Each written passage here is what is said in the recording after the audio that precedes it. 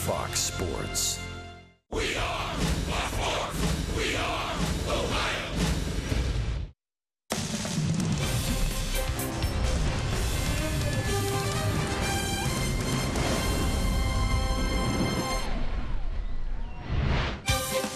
After 6 months of baseball, neither the Reds nor the Pittsburgh Pirates will be heading to the postseason, but the Buccos are in town on a picture-perfect night for baseball. Tonight, Fox Sports Ohio brings you Cincinnati Reds baseball. It's the Reds against the Pittsburgh Pirates. Hi, hello. Welcome to Pittsburgh against the Reds in Cincinnati, everybody. Along with the crafty left-hander Chris Welch and Jim Day, I'm George Grand. You know, this season is not ending the way neither of these two teams had expected. But the one thing you can say from a Reds standpoint, Chris, you can mark a couple of guys who really went up the ladder markedly this year, and Jose Peraza is at the top of that list. You know, it's interesting, George, because he's played in more games than any other Reds player this year. Tonight will mark his 155th game that he's played in this year, more than anybody else. And while it seems like so many other hitters in this lineup are having a very slow September, maybe they're getting worn out, maybe they're fatigued, maybe they're just tired of being on a losing team. Jose Peraza is tapping into the talent I think that the front office thought has been there for a long time. His confidence is brimming. He's hitting for power. He's getting on base. He's running when he gets on base. He's turned himself into one heck of a very energizing player and a guy that has become a force right here on this offensive part of the ball club. Oh, when the season began, the Reds hoped that Anthony DeSclafani would be a force in the starting rotation. He started the year on the DL, but he's ending the year seemingly healthy, and that's good news. Well, it is good news. I mean, if you're going to lower the bar to that point, yes, he's healthy. That's a good thing. The bad thing about DeSclafani, though, is he's had a very, very tough month of September. You see what he did in August. I mean, he was lights out. Had a 2.6 earned run average. Hardly anybody could hit him. Very low batting average against. But in September, he's 0-3. That Ernie's up over 7. And it's left-handed hitters that are absolutely obliterating him right now. And mainly because he's hanging that slider in the middle of the plate. He's got to figure out a way to finish off that pitch if he's going to finish off left-handed hitters. It's been a roller coaster kind of year for the Reds, but there have been some very special moments in our top 10 list. We'll start to unveil it all weekend long. Coming up next, JD Jim Day will be by to take a look at one of those top 10 moments on Fox Sports Ohio.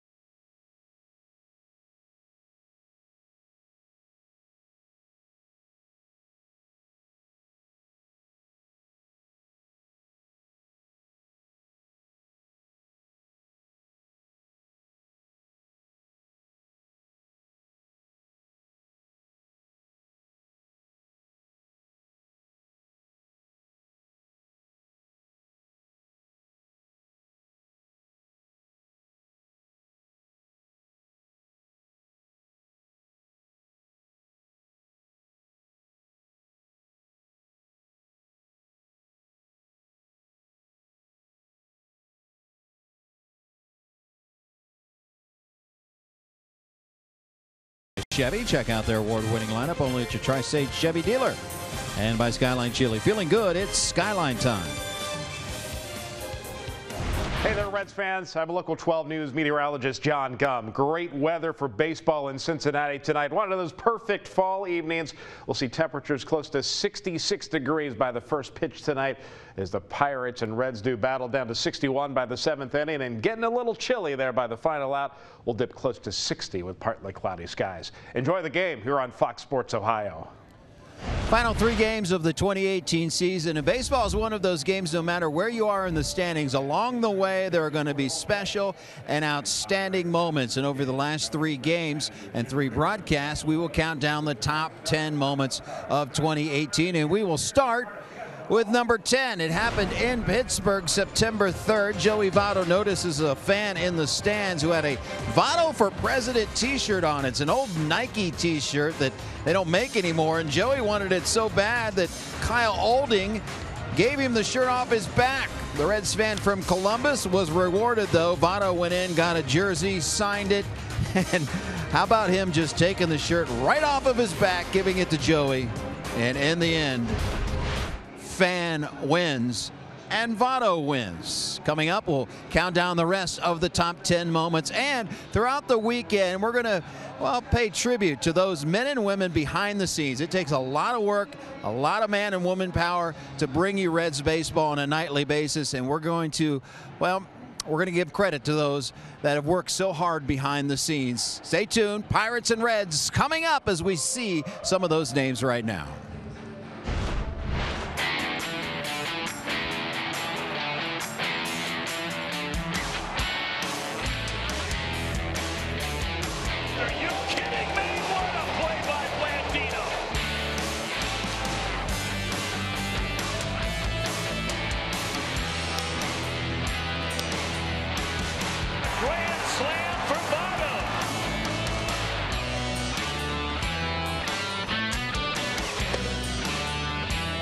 Career high for Tyler Mahle, his 12th punch out.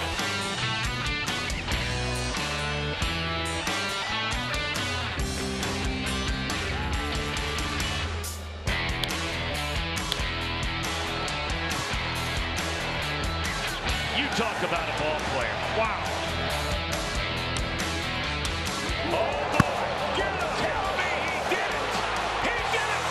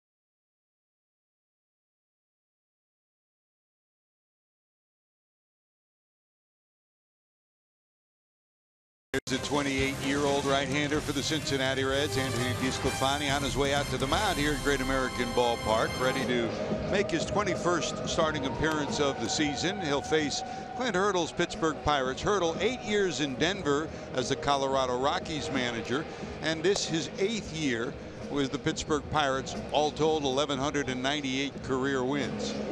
Take a look at the starting lineup for the Buccos. Adam Frazier will be in the leadoff spot, up from the minor leagues last year. He's played in right and around the infield. He figures to be either the right fielder or the second baseman come next year. Starling Marte will bat in the number 2 spot. The switch hitting Josh Bell hits third. Corey Dickerson, over from Tampa from last year, has had a great offensive year and a solid defensive year as well. Diaz, Moran, Kramer, Newman, and Kingham. That's your starting lineup. And here's DeSclafani ready to go to work, Chris, trying to win his 8th against 7 defeats. Well, he certainly would like to finish on a strong note, George, given the fact that it's been a rough month of September for him. He seems to sometimes get into a groove where he's cruising right along, only to have everything fall apart, you know, basically the 3rd time through the order. Has nearly a strikeout an inning, and for DeSclafani, that's a pretty good measure. He throws a lot of strikes, but he gives up a certain amount of home run balls. And when you give up the number he has this year, 23 in 110 innings, and you start thinking about getting out there over 200 innings and what that number would be at that point, that's got to be something he's got to work on going into next season, keeping the ball in the ballpark. 2 numbers you look at right at the top are number of innings pitched and hits given up per innings pitch, and the strikeout to walk ratio that you talked about as well. And you look at those numbers, and hopefully as he gets his feet back on the ground, that'll improve even more for next year. Frazier slaps it foul, and it is a fair ball down the left field line. It hits the chalk, and he'll cruise into second with a 2-base hit. So Frazier picks up his 23rd double of the season, and right away there's a runner in scoring position. Yeah, pretty good bit of hitting right here by Frazier. He kind of takes what DeSclafani gives him. DeSclafani wants to go, it looks like, up and away with a fastball, or down and away, and he just gets the ball up. The difference between throwing that ball letter high and knee high is probably him being able to keep that ball fair. If you go down and try to hit a pitch down around your knees and lace it down the left field line, chances are you're going to get your hands out in front more, and the ball's going to slice foul. So he leads off with an opposite field double. Reds will play Starling Marte straight up with the second baseman Scooter Gennett trying to keep the runner close at second. Frazier's got good speed. Marte's in at 274, 19 homers, 71 knocked in on the season. Been an up or down roller coaster year for the one-time left fielder, now the center fielder for this Pittsburgh Pirates team. And it's been an up and down roller coaster year for the Buccos as well. They started off with high hopes of making the postseason, fell out of the race, and then rallied in the early stages of the second half of the season, but then they've stumbled again here in the month of September. Coming into play tonight, they're 12.5 back with an 80-78 record. Well, one thing that Marte has shown himself to be this year is a pretty good off-speed hitter. One of the best in the league, actually, batting average against pitches that are breaking pitches. So we'll see in this at bat how many times DeSclafani goes to something off speed. See the numbers in his career: 1 for 10 against DeSclafani. And you look at the numbers, the only guy that's really hit DeSclafani well in this lineup is Corey Dickerson, who's 3 for 7 and a couple of homers. And you know that Dickerson knows that, and so does DeSclafani. From the stretch, he peeks back at the runner at second. Fouled off his foot. 2 balls and 2 strikes. Pirates on the year are 44-36 at home, and 6 games under 500 on the road, 36-42. With those 80 wins, if they win 1 more in this series, they would finish with 81 victories and at least a 500 record on the season. Reds, on the other hand, are trying to avoid finishing with the same record for 3 years in a row. Joe Luckup, our statistician, and it's great to be with you, Lucky. It took all season long for us to sit together. Tells us no team has ever finished with the exact same record, Chris, 3 years in a row in Major League Baseball. Same number of wins, same number of losses. You know what? I asked him that question the other day, and it took him 2 days to come back with an answer. That guy's been working hard. And that is ball 4. Down to first goes Marte. Yeah, for a guy that really excels in throwing the ball down in the zone, early indications here, DeSclafani just overthrowing a little bit. Front side flying open, arm lagging just a hair, ball up and out of the strike zone. Even that last pitch was a changeup that he just never really got out in front with. So he's got to figure out somehow either speed his arm up or slow his body down to get everything a little bit more in sync.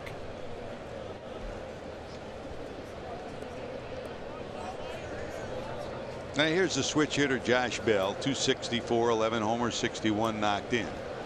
Nobody out and 2 on. Reds double play depth middle of the infield. Big swing by Bell. Strike 1.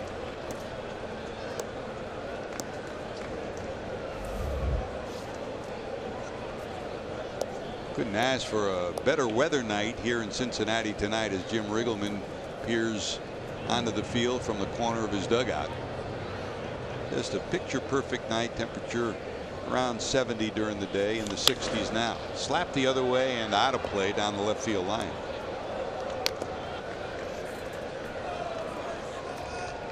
Well, after 2 injury marred years, Chris, the one thing you can say on the good side is that DeSclafani is healthy as this season comes to an end. His velocity is there, his movement is there. Location has been a problem for him, especially in this month. Well, he's been filling up the strike zone with plenty of strikes. That's not been a problem for him, but getting hit is. And, you know, healthy is obviously the most basic requirement.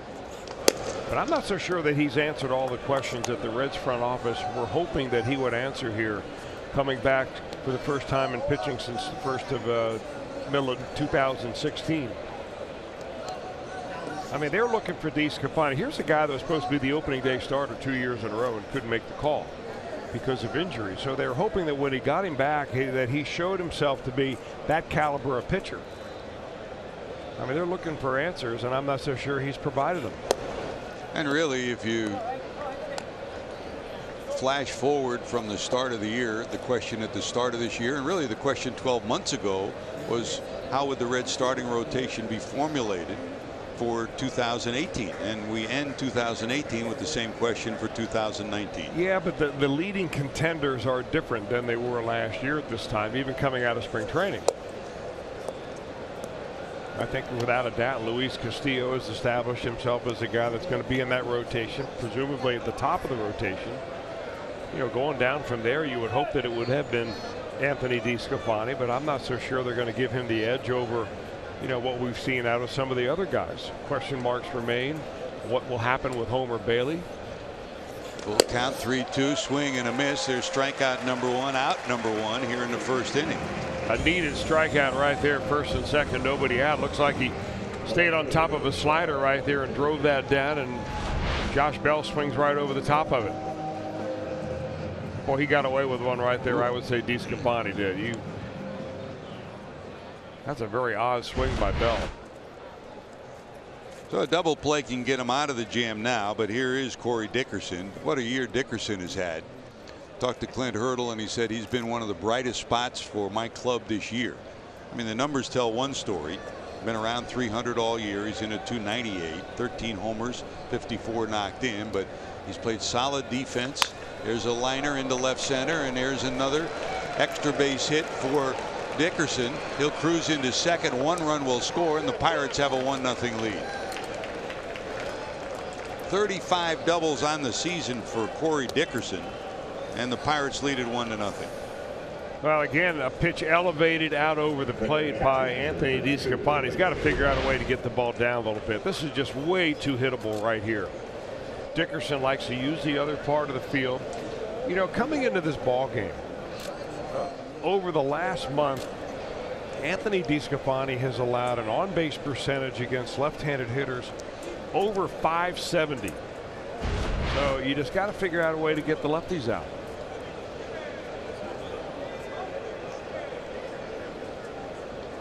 So second and third now for the Pirates, and here's Diaz, the catcher.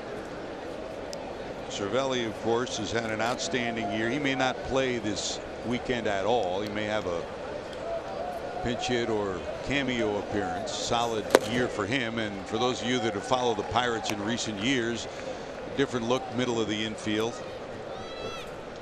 Kevin Kramer and Kevin Newman are the second base shortstop combo. Jordy Mercer and Josh Harrison, neither one likely to be back next year with the Pirates. No balls, 1 strike to Diaz. High fly ball to center. Billy's there. Both runners are tagging. Hamilton has it. The runner will score from third. The throw perfect. What a throw from Billy. He already leads Major League Baseball with 52 assists. And Chris, you couldn't have put it on a pin better than this. Billy's been outstanding.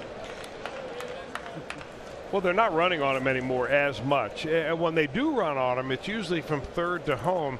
And he's got the toughest throw of any outfielder by that center fielder having to throw the ball right over the pitcher's mound and try to give the catcher a good one hopper. That time on a fly right on target to Suarez at third.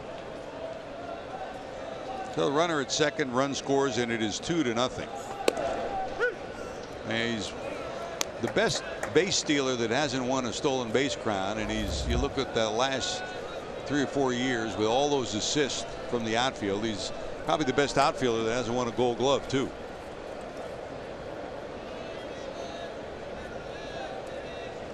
Here's Colin Moran in at 275, 10 homers and 55 knocked in. I don't think there's any question that Hamilton deserves the Gold Glove, but even with that said, there's rumblings around the Reds is that will they have to pay Billy Hamilton the amount of money that he'll probably ask for in arbitration and basically be a defensive player first instead of an offensive player. I mean, his Gold Glove, the defense is his signature, but it comes at quite a big price.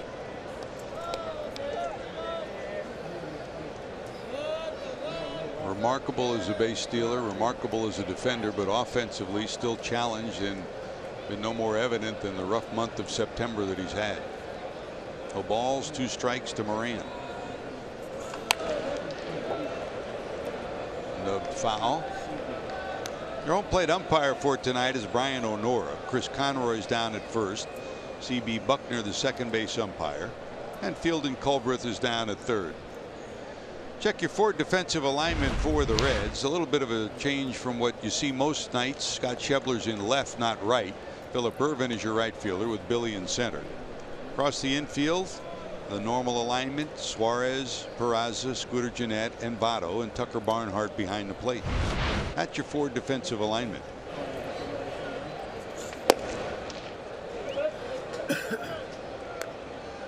The Reds on the season, 92 errors, and those that have followed the Reds all year long, even though they're in the middle of the pack, 7th most number of errors in the league, they've underachieved. In this last month, they've not played good defense at all.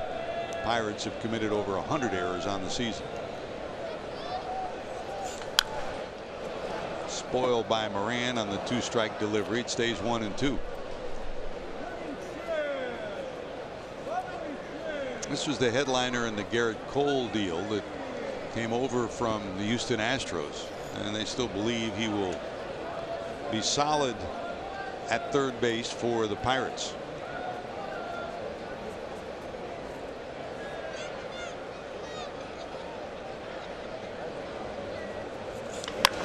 Hit hard to left. Going back is Schebler at the warning track, reaching up, got it. And that'll end the first inning when the Pirates send 6 to the plate and score 2. 2-0. Buccos going to the bottom of 1.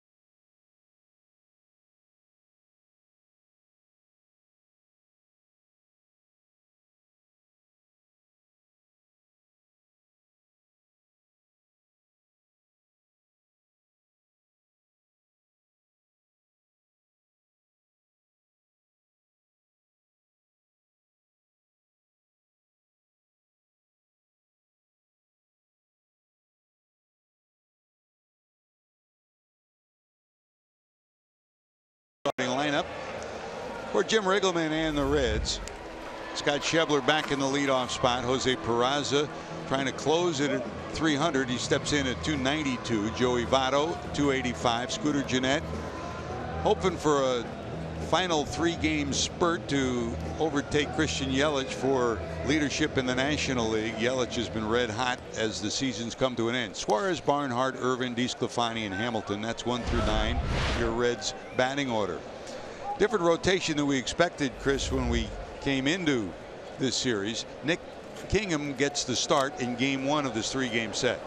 He's a guy that they're going to rely on heavily next year to take the place of whoever's not going to be in the rotation this year. They beefed it up, and good hustle will get you a base hit for Schebler. Diving stop by Kramer, but the double dribble enables Schebler to beat the throw to first, so it's a leadoff base hit for Schebler. Schebler runs well anyway. I mean, he's going to have to bounce up in a hurry and be able to throw a nice peg to first base to get Schebler, and just was unable to do it. This combo that's out there now, Kramer at second, Newman at short, anchored the middle of the infield for Indianapolis this year, and two guys who figure to be very much in the plans for the Pirates for next year. Here's Peraza, 292, 14 homers, 57 knocked in. I guess, Chris, if you're looking for bright spots from 2018, this guy's got to be at the top of the list. Well, there's no doubt, especially the way he's come on here as of late. It seems like when everybody else gets tired, Peraza just gets hungry. 14 home runs. That's a big number for a guy that they didn't think they had that kind of power. What I like about Peraza is that when he gets on base, he runs. You know, he's fearless in that respect. He's played an adequate shortstop. I don't think he's in the same class defensively as, you know, some of the other shortstops the Reds have had here recently, like Zach Cozart.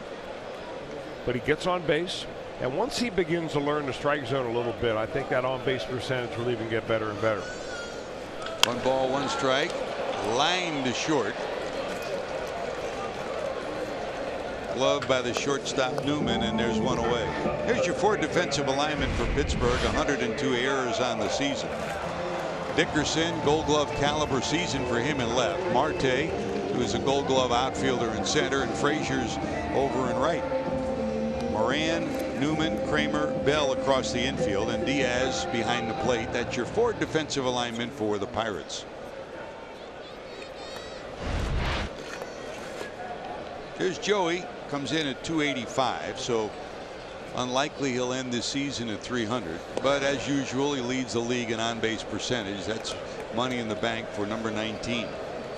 Power numbers down as we wrap up the 2018 season. 12 homers, 67 knocked in.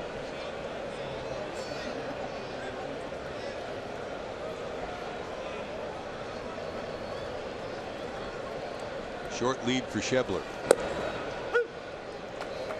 That's a strike, 1-1.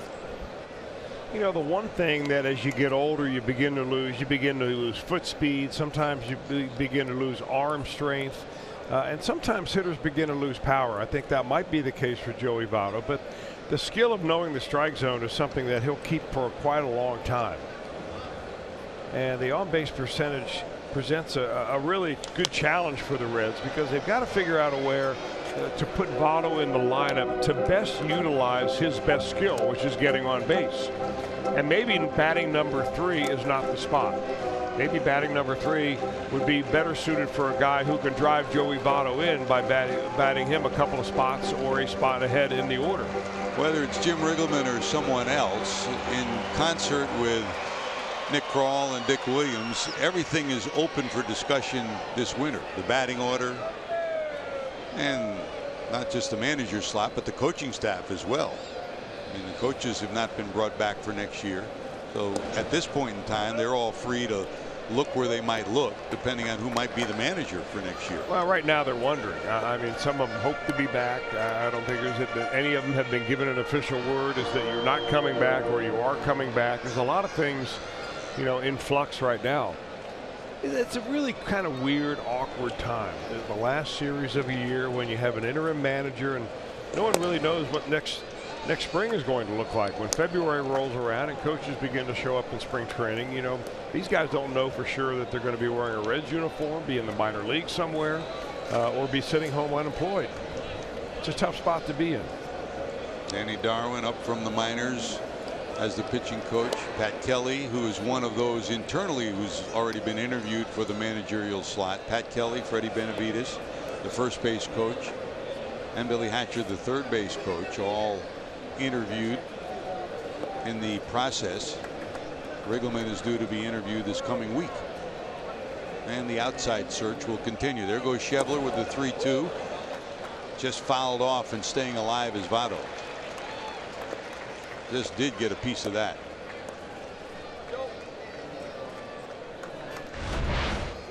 Very late defensive swing by Votto right there. Actually, that looked like catcher's interference to me. Did he get the ball, or did he hit the catcher's glove? I think that's what Votto's arguing, that he hit the glove.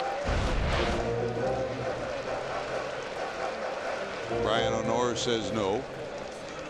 We'll try it again. 3-2. Schebler will be off and running, or will he stay? He's going.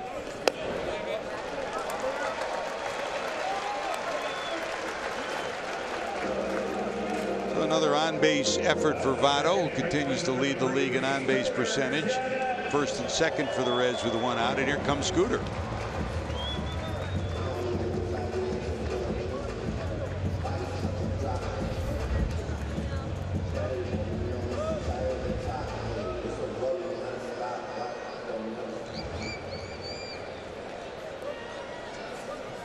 This day in history in 1941. This was the final day of the regular season in the American League. That was the day when Ted Williams went 6 of 8 in the final doubleheader of the season to hit 400. It'll take that kind of an end of season for Scooter to outdistance Christian Yelich, who's had a remarkable year leading the league in hitting.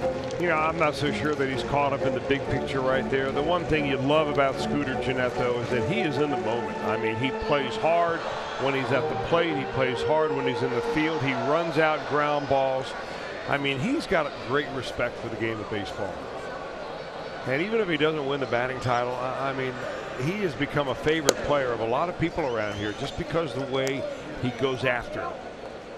He's a Reds player. I mean, he goes, you know, go back to the, I mean, even the Billy Bates, the people like that who weren't the great stars, who you love the way they hustled. You know, Ryan Friel, who kept giving you night after night his best effort. That's Scooter Gennett. 1 ball, 1 strike. He's also a guy having a kind of a rarefied year, and combined when you're talking about, you know, the number of plate appearances and the 300 batting average. I mean, Votto's done it 8 times.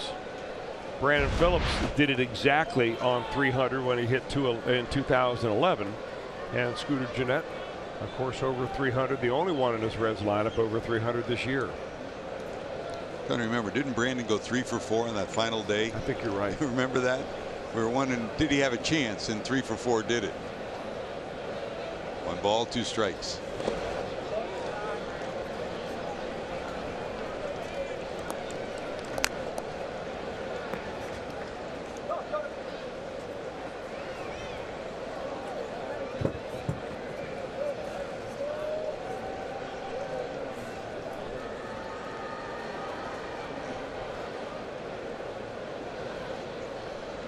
Two balls, 2 strikes. Did he hold? No, says Fielding Culbreth. That's a strike 3 call. Out number 2. Scooter's retired. First strikeout for Kingham.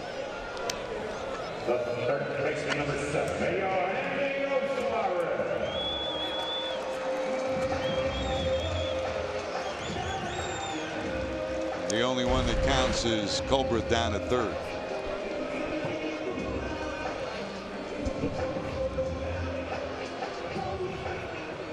Here's Eugenio Suarez, comes in at an even 280. A 30 homer, 100 RBI year, 32 homers, 101 RBI total. But he's hit the wall here in September.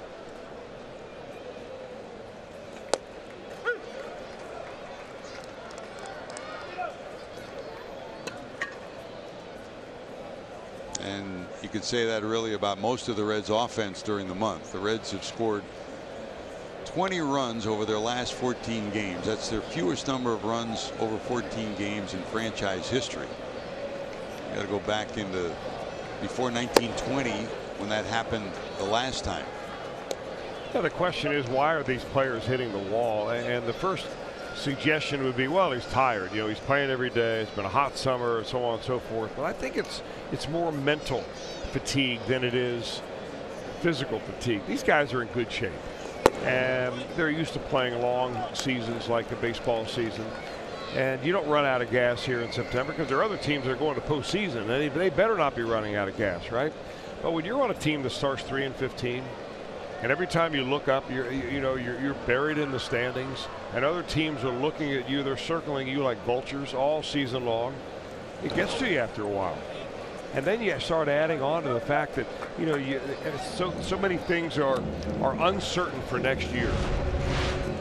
And if you're an individual player, you've got to find some motivation to get it going. And sometimes it's hard to dig down deep individually and get it going. You'd rather be playing for the benefit of the team.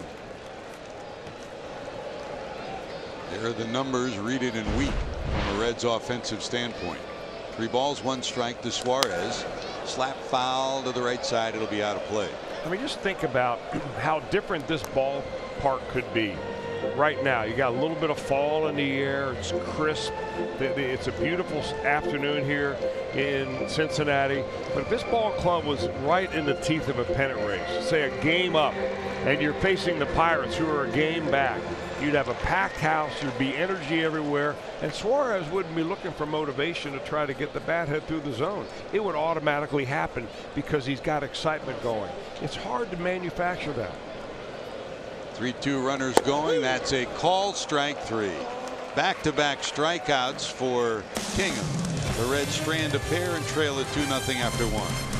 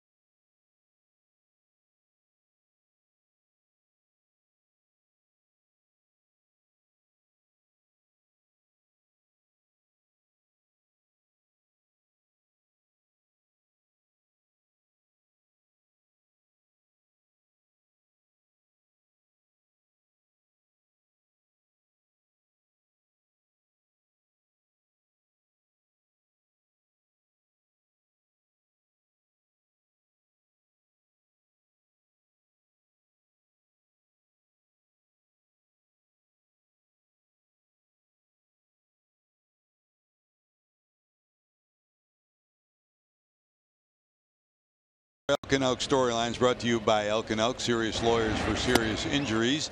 Luis Castillo in September, 5 starts. Good enough, Chris, to make him the pitcher of the month. Tough when you got Jacob deGrom and the way he finished his season, but what a month Castillo's had. Well, he's got nothing to be ashamed of. He started off rough. He came on strong and got better and better as the year went on. And, you know, he just showed you a glimpse of what he can be. And if he can sustain that over the course of 6-month season, I mean, you really got to keep him there. I'm not saying he's the #1 pitcher in the rotation or comparing him to Jacob deGrom or Max Scherzer, but he certainly has the ability to be a guy that can be a stopper, a shutdown pitcher, and when his term comes around every 5 days. I think with the work that he has done with Danny Darwin this year has been remarkable. Only Reds player to be a pitcher of the month was Denny Nagel. The last time it happened, September of '99. And you talk about, you know, magic years. I think for the two of us, that was a very special year. The way that the team finished the one-game playoff, of course, they lost to the Mets, but that was such a joyous group of players and the guys who love playing with each other. Really, what's the first thing you think of when you say Denny Nate? Exactly, the train whistle. The whistle. The best train whistle ever. You're right. There's a fly ball center field. Hamilton cruising over, calling off Schebler, and he'll haul it in. Kramer's retired, one away here in the second. I mean, that was a great group. I mean, for a lot of reasons. 99 was special because the team played well, but special in the clubhouse too. Mike Cameron came over, his energy and the way he brought people together.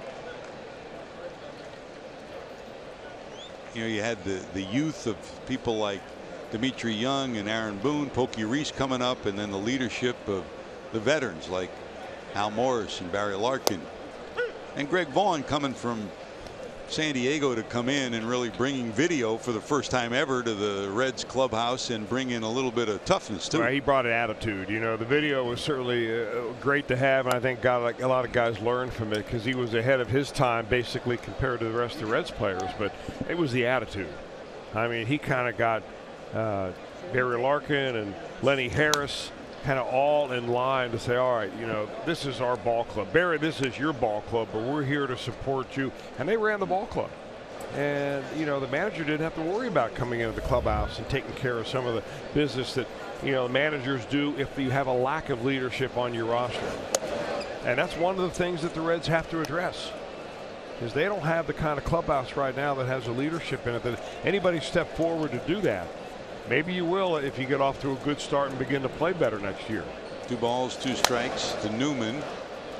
That's foul to the right side. And it's not always one leader. I mean, you know, in the Big Red Machine era, they had 5 leaders on that club. So everybody led in a different way. That 99 team, Mike Cameron led one way. Lenny Harris led one way. Larkin, Vaughn, everybody chipped in their own way. Hard to believe you're talking nearly 20 years ago. Hard to believe. But that was a magical, magical night when the Reds had to win that final game in Milwaukee 3-2. Popped up behind short Peraza there. For some Reds fans who don't remember, the Reds needed to win one game going to Milwaukee to clinch a playoff spot. They lost on Friday and Saturday. Had to win on Sunday, and after 8 hours of rain delay, they finally finished, won a game in Milwaukee, and didn't get home until 2:30 in the morning. Not a ticket had been sold for a possible playoff game, and they had a playoff game with the Mets. By noon it was a sellout. And it told you a lot about number one Cincinnati fans, but it also told you a lot about baseball in this great city.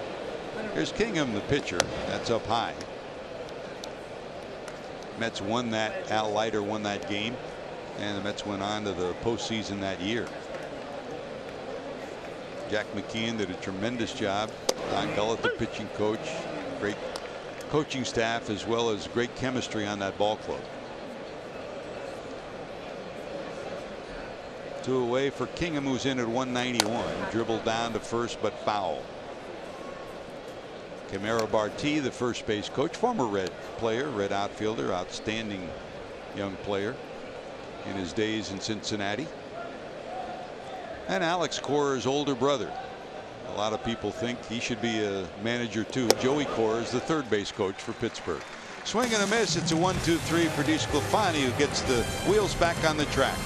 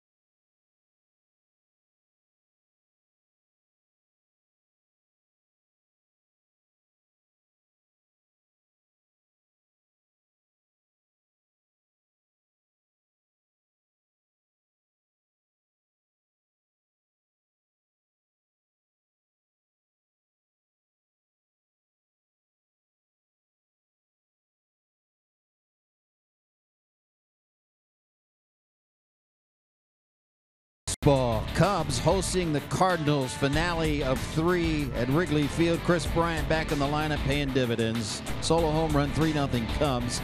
Albert Almora Jr. would add a 2 RBI hit. Cubs win this one 8-4 to move their lead over the Brewers to a 1.5 games in the National League Central. Tigers and Brewers will do battle at 8:10 Eastern Time at Miller Park. And here's the playoff picture. Whoever wins the Central has already clinched home field advantage throughout the National League playoffs.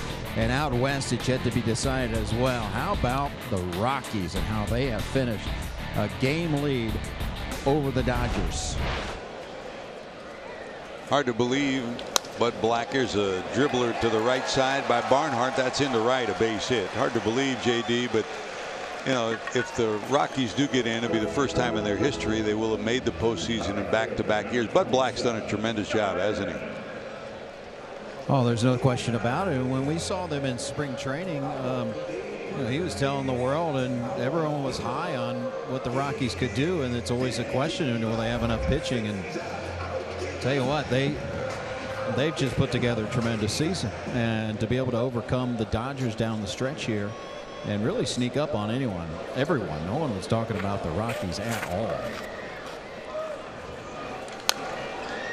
Scoreboard tonight in the National League has Colorado at home against Washington, and the Dodgers against the Giants. And Chris, what a better way to end the season in a pennant race? Dodgers and Giants out there on the West Coast. Bumgarner at home, who's been great at home. Well, they're going to need everything they got, the Dodgers are, because there's nothing that the Giants would like more than disrupting the Dodgers on their way to the postseason. Rockies, of course, have never won a division title. Their 4 entrances into the playoffs are wild cards, and Clint Hurdle knows that story because he really helped establish the Rocky tradition as their manager there. First their hitting coach and then their manager. Here's Phillip Ervin, and you know, Chris, of all the guys, you know, we talked about Peraza, what a great year he's had. In my mind, I think the guy that's come the farthest this year from where he was at the start of the year to where he is now is this guy. I mean, he shortened his swing. He has a better mental approach. It's been a pretty good year for Phillip Ervin. Has been really an eye-opening year for Ervin. He's a guy that when the Reds signed him originally, #1 draft pick coming out of college, Sanford, he was a guy that looked to me very raw. He didn't look like he'd played a lot of baseball. He's more of a football player. He looked very stiff when he took a swing, but he smoothed out his whole approach at the plate. I think he's opened a lot of eyes because he's been doing that, which is putting the barrel on the ball an awful lot. And the Reds are going to be looking for, you know, some extra outfielders. Now, you know, presumably when the Reds get Jesse Winker back, and let's say that Billy Hamilton, for instance, is back, you know, you're going to need a right-handed hitter off the bench and somebody with some pop. Ervin fills that slot very nicely. I think it's been a great breakout year for Phillip. I think he believes he belongs now too. You didn't know that feeling and see it in his eyes last year, but I think you see it in his eyes right now. Good point. And 2 other guys you can put on that list who aren't with the Reds to end the season. That's Jesse Winker and Alex Blandino. 2 guys who really prove they belong up here, both sidelined by injuries, but they should be great additions and healthy come the start of 2019. Well, I mean, when Winker got injured, the offense basically went cold. And it just goes to show you how much he meant to the offense when he started getting his feet on the ground, getting on base, swinging at good pitches, driving the ball to different parts of the ballpark. Pretty good looking young hitter. Scafani drops a sacrifice down, and the runner goes to second. 2 away, and here comes Hamilton.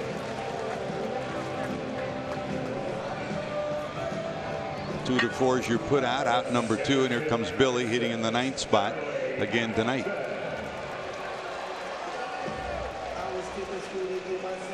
Seems like the eternal question for Reds fans.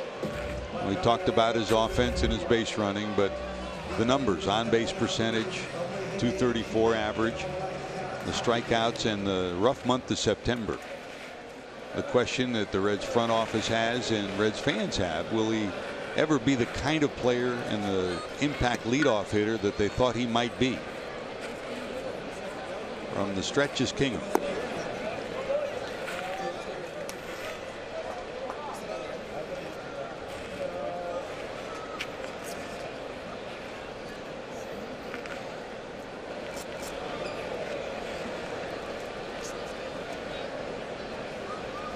Here's the 1 ball to Hamilton.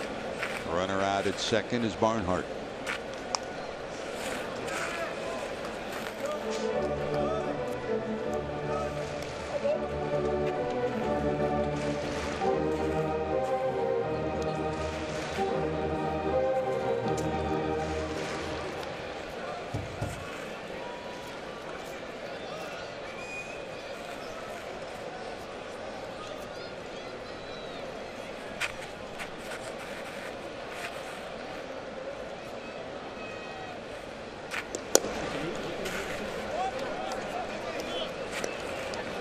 Two balls and a strike to the Red center fielder.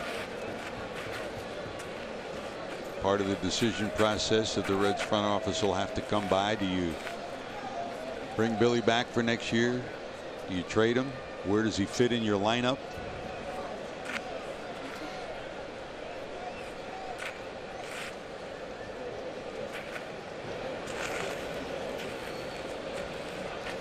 Well, it would have been very interesting to see how much playing time Billy Hamilton would have had compared to what he did have had Jesse Winker not been injured.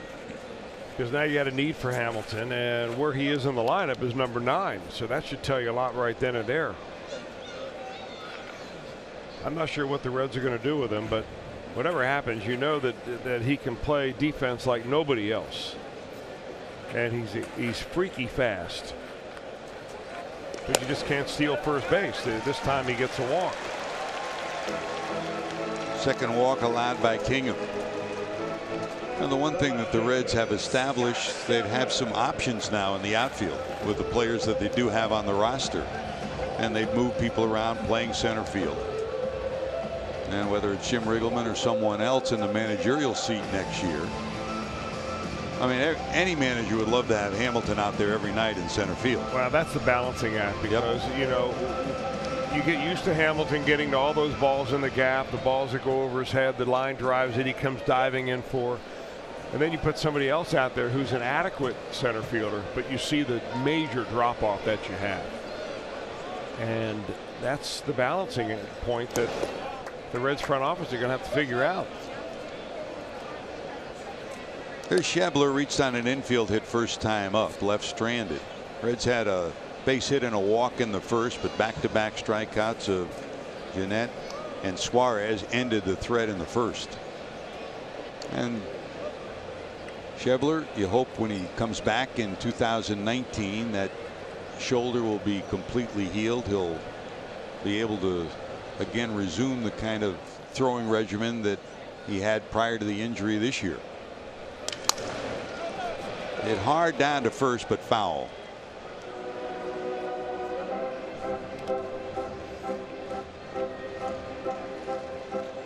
And those of you that have been watching us this week, we've had our helmet cams on Freddie Benavides down at first and Billy Hatcher down at third.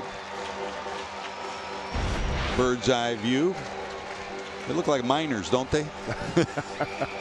I tell you, Josh Hall, you made a mistake though. If you're going to put a helmet cam on somebody, you should have put it on a J.K. Smith out in the center field camera, because then we could watch him sit there and eat his cake and ice cream every night. J.K., you'd look great in the helmet cam. What do you think, Strick? You think it would have been a winner?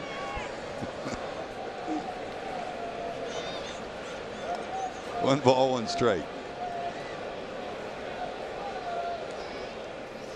Breaking ball down and in, 2-1.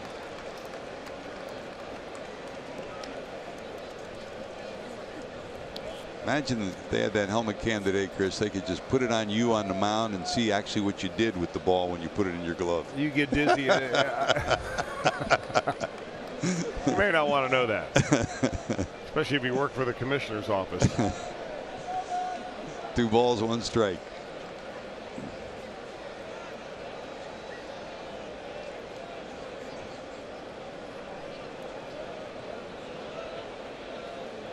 Two on for the Reds with 2 outs. Down to first. Bell has it, and the Reds will strand 2 more. Trailing at 2-0 heading to the third.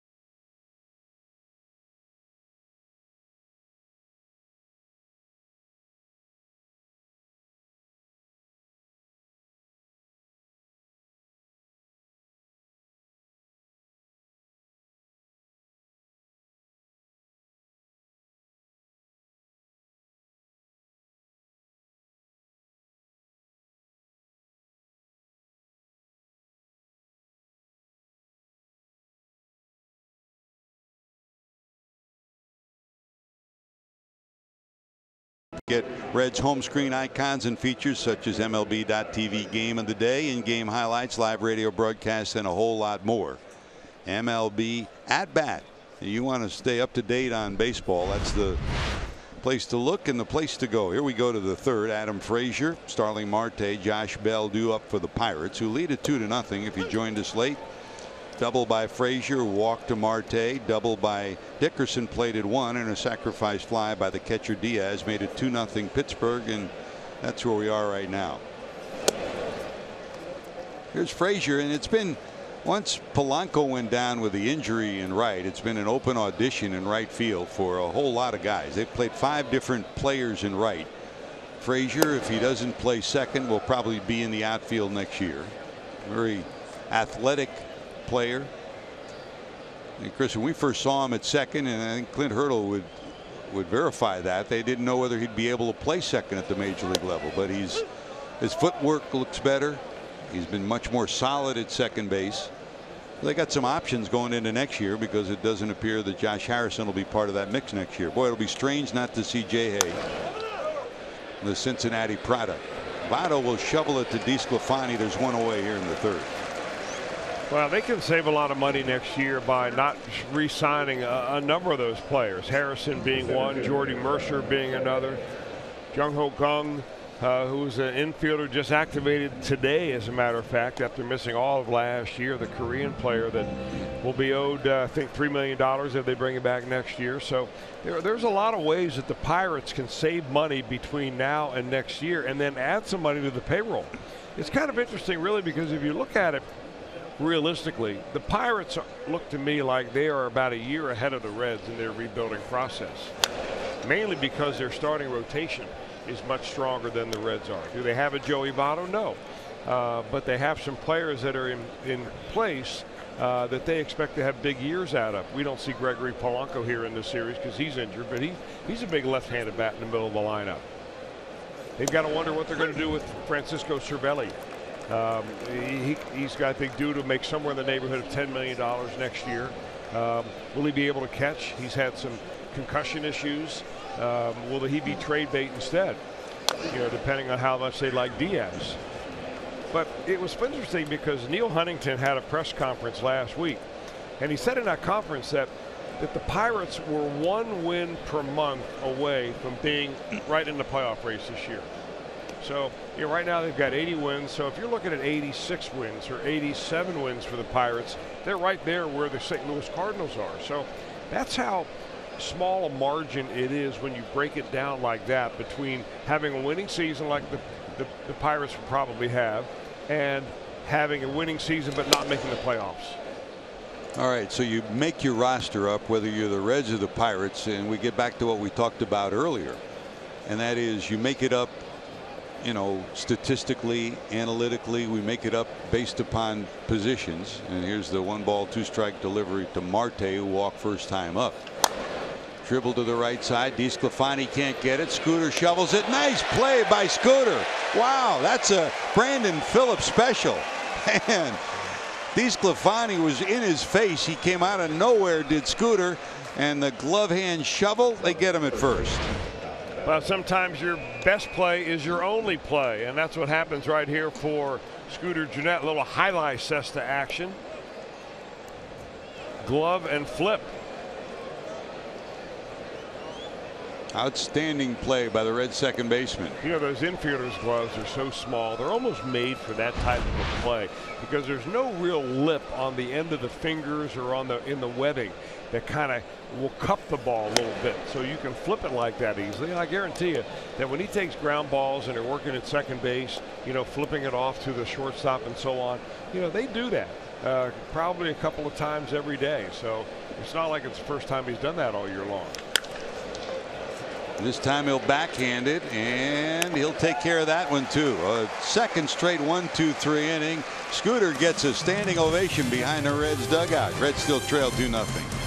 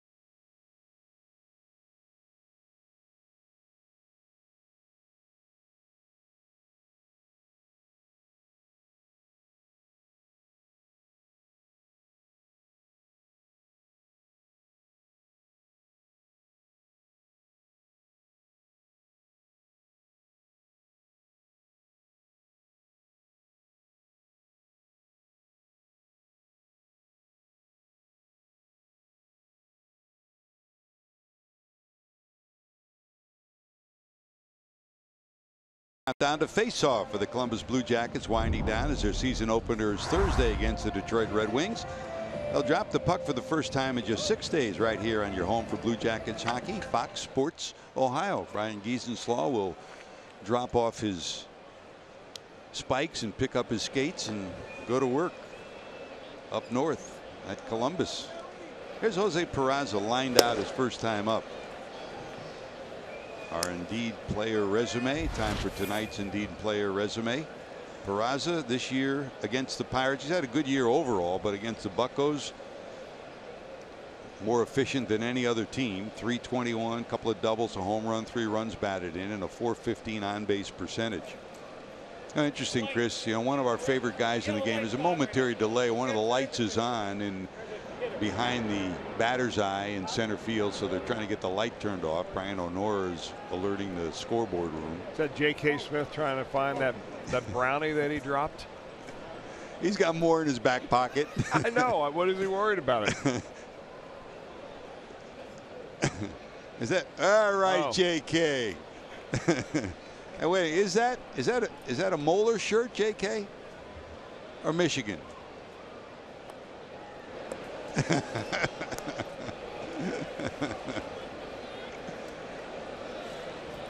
One ball, no strikes. The family that eats together smiles together. This family can eat, Chris. And eat. And eat. I think he was the one that set up our Free Pie Wednesdays ads this year. Swing and a miss, 1 ball, 2 strikes to Peraza.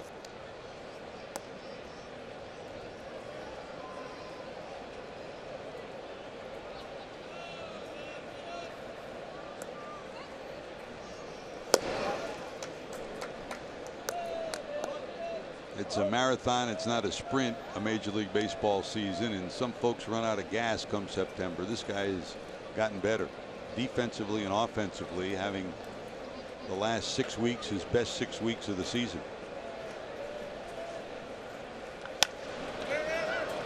Popped up by second. Here's the shortstop Newman. Got it, 1 away. Peraza retired, and here's Joey Votto. Votto walked on a 3-2 pitch. Now, Chris, you talk about moments, and Jim Day is going over the top 10 moments of the season. I'll never forget, after the Reds made the postseason in 2010, you and I were sitting in Pittsburgh, as a matter of fact. Remember, I did the 6 years in a row. I did the last week of the season interview. There's a liner into the right field corner. Votto rounds first, going to second. And he'll roll into second base with his 28th double of the season. He was all over this one into the right field corner, and the Reds have a runner in scoring position. Up twice, on base twice for Votto. Pretty much center cut fastball by Kingham, and Votto gets the head out and rips it down the right field line. Don't see him do that an awful lot. Let it hit the ball to right field, especially down the line. But able to get the second base with 1 out. Remember, Joey made it to the postseason with the Reds in 2010, and the Reds are out of it the last week of September in Pittsburgh, the last week of the season. Here's Scooter, swing and a miss, strike 1. And we were sitting there during batting practice, and he looked at us and said, I never want to be in this position again, meaning he never wanted to be in the last week of September and be out of the pennant race.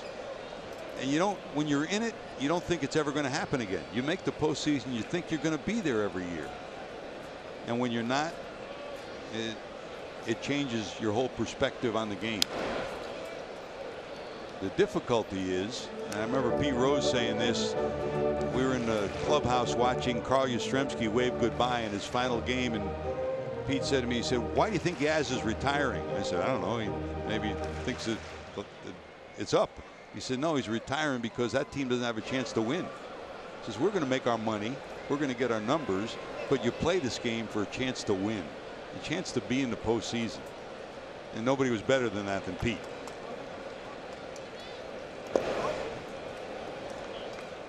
Especially today. I mean, any player that's here in uniform is making enough money. Well, I think that's sometimes lost on players that have never been there before and have been in an organization that has not, been able to get there. He didn't play with, as I recall, with the Brewers when they were going into the postseason. Maybe I'm wrong there with Scooter Gennett, but I mean, one of the things that they were able to do in Pittsburgh when they broke 20 years of basically a losing habit, and then they had 3 consecutive years where they made the postseason. Last one being 2015. They broke the habit of losing. I mean, it's an attitude change, and it starts at the very top of the organization and goes all the way down through the minor leagues. And it takes sometimes a great effort to be able to do that. And there should be a lot of accolades, and they've already been given to Clint Hurdle and company, Neil Huntington involved in trying to get that losing turned around. And so they look at this year, a year in which they're going to be over 500, but they feel, they'd be very dissatisfied. How would you feel next year in 2019 if the Reds were over 500? You would think that you're on your way somewhere, right? But it still leaves you a little bit empty. 2 balls, 2 strikes to Scooter. Bounced down to first. Swiped at and gloved by Bell. 2 away. And don't forget, if a home run hits a Toyota sign during tonight's game, Leon Wilnow from Lebanon, Ohio, will win the beautiful new Tundra on display at Great American Ballpark, thanks to Cincinnati and Northern Kentucky's Toyota dealers. Well, one thing we did do this year was get a Toyota win. That was a special night. And congratulations to the Northern Kentucky and Cincinnati Toyota dealers for joining the Reds. And even though the homer didn't actually hit the sign, it hit the border of the sign, the car was awarded. One of the highlights of this season. Here's Suarez, struck out looking first time up. Jesse, you still want that truck, don't you? Hey Tucker, get a hit for JLB. Let's go, Tucker.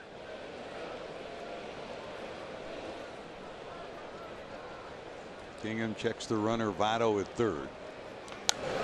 Slap foul and out of play. Invariably, you came to the last week of September, Joey Votto, usually the team leader with runners in scoring position, and Suarez has been right there with him all year long. He comes into tonight 3-0-1 with runners in scoring position in spite of a rough month of September. He and Scooter Gennett have delivered when the Reds have needed it most of the year. No balls, 2 strikes.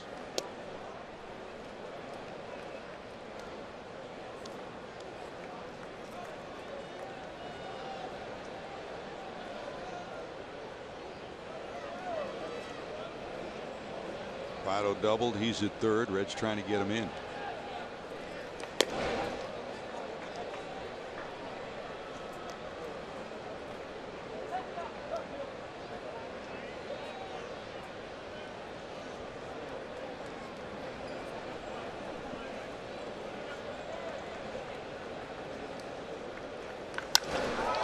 Hit high, hit deep, going to center field, gonna be gone. The drought is over for Eugenio Suarez. Gino picks up number 33 on the year, and the Reds have tied this one at 2. That's a bolt, Chris.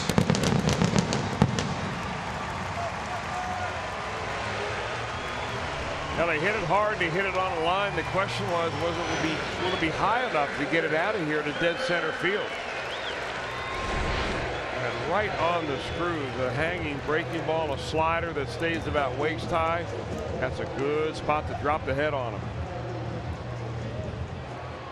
For Suarez, that is his 22nd home run with runners on base.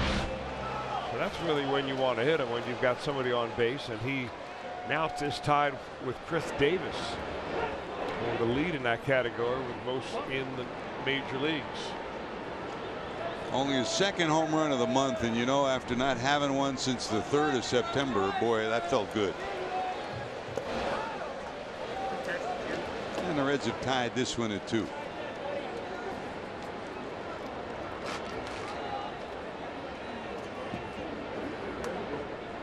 There's Tucker, singled first time up.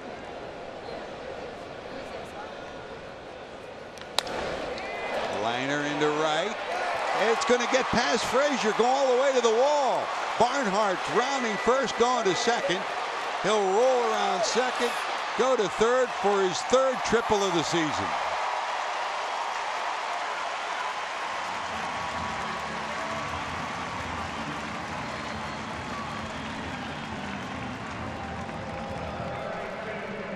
Well, a classic example right here defensively, how to turn a single into a triple. Barnhart hits it hard, a sinking line drive, and the attempt right there by Adam Frazier, you understand him going after it because he obviously believed he could get to it. But once it gets by you like that, Barnhart chugs around, and then Frazier misses the cutoff man, so it's an easy stand-up job for Barnhart. So the Reds got another runner in scoring position 90 feet away. And they will walk Phillip Ervin intentionally and deal with DeSclafani, who already has a homer, a grand slam home run this season.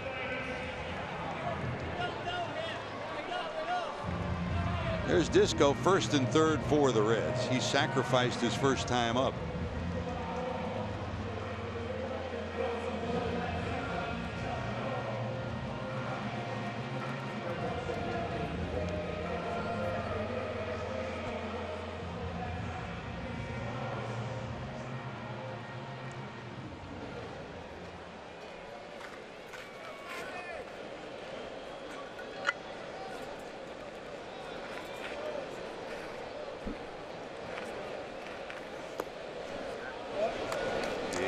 Digs it out of the dirt, keeps it in front. Hey, one thing I've noticed here about Nick Kingham tonight is that when he gets runners on base, he all of a sudden pitches very defensively.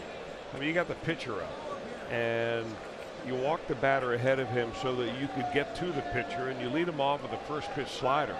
Now you've got to come in with a strike because the last thing you want to do is go 2-0.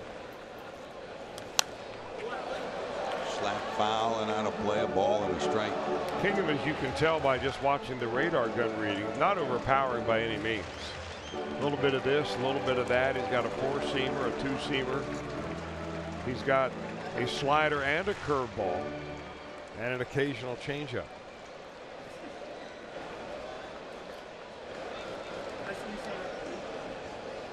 Short lead, Ervin down at first, in the dirt, kicks away, but Barnhart's going nowhere.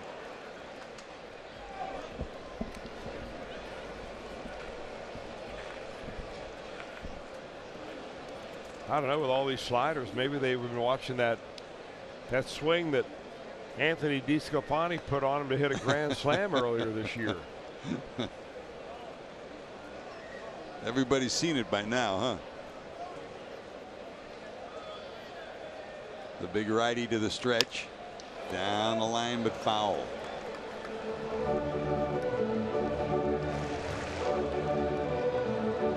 Kingham, native of Houston, lives in Vegas now, is a fourth-round selection of the Pirates back in 2010.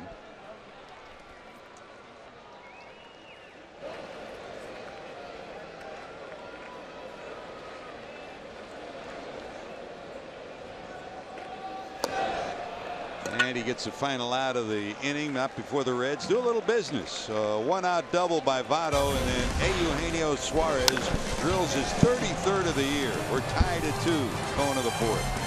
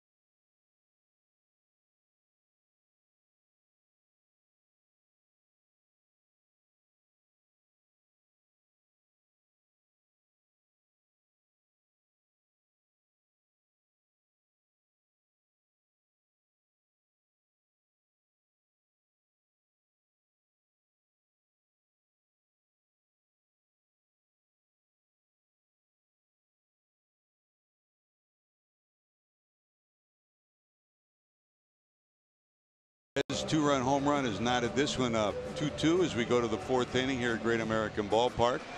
And great to have you with us. And we welcome an old friend.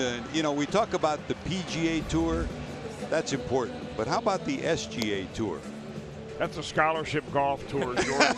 That is, you thought you were going to get me. That's even more important to me.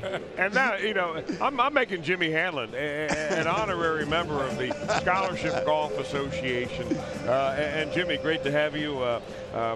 You've been, everybody who loves golf has been on Fox Sports Ohio or Sports Time Ohio has seen you and your television show night. We did one today called Links to the Game, and we had a lot of fun out there at Kenwood Country Club today. Oh, it was great. You know, we had former Reds Bronson Arroyo and Kent Merker, and that's a trouble group right there. Throw him into that group right there, and it was. I didn't even have to be there. I just listened. That was. The only reason why they went because they thought Natalie was going to be there. I know. Believe me. Believe me. It was a great day, though. Great day of golf, and these guys had stories. We could still be telling stories right now, to be honest with you. We're wondering which of those stories are going to be suitable for TV, even cable television. Well, it is. You can edit our show, which is great. You know, you can cut some stuff out. So I think Merker was the most nervous about the editing process, for sure. We all, well, none of us are going to be running for the Supreme Court, I can tell you that. Amen. Hey, and Merck can swing it a little bit, can't he? He can really hit it. I'll tell you, he hits it far. You know, it's funny. These guys play golf like they pitch. You know, Merck was a power guy. You know, he likes to hit the golf ball really hard. Bronson today was so smooth, man. I mean, he just pure, his tempo was as good as you see.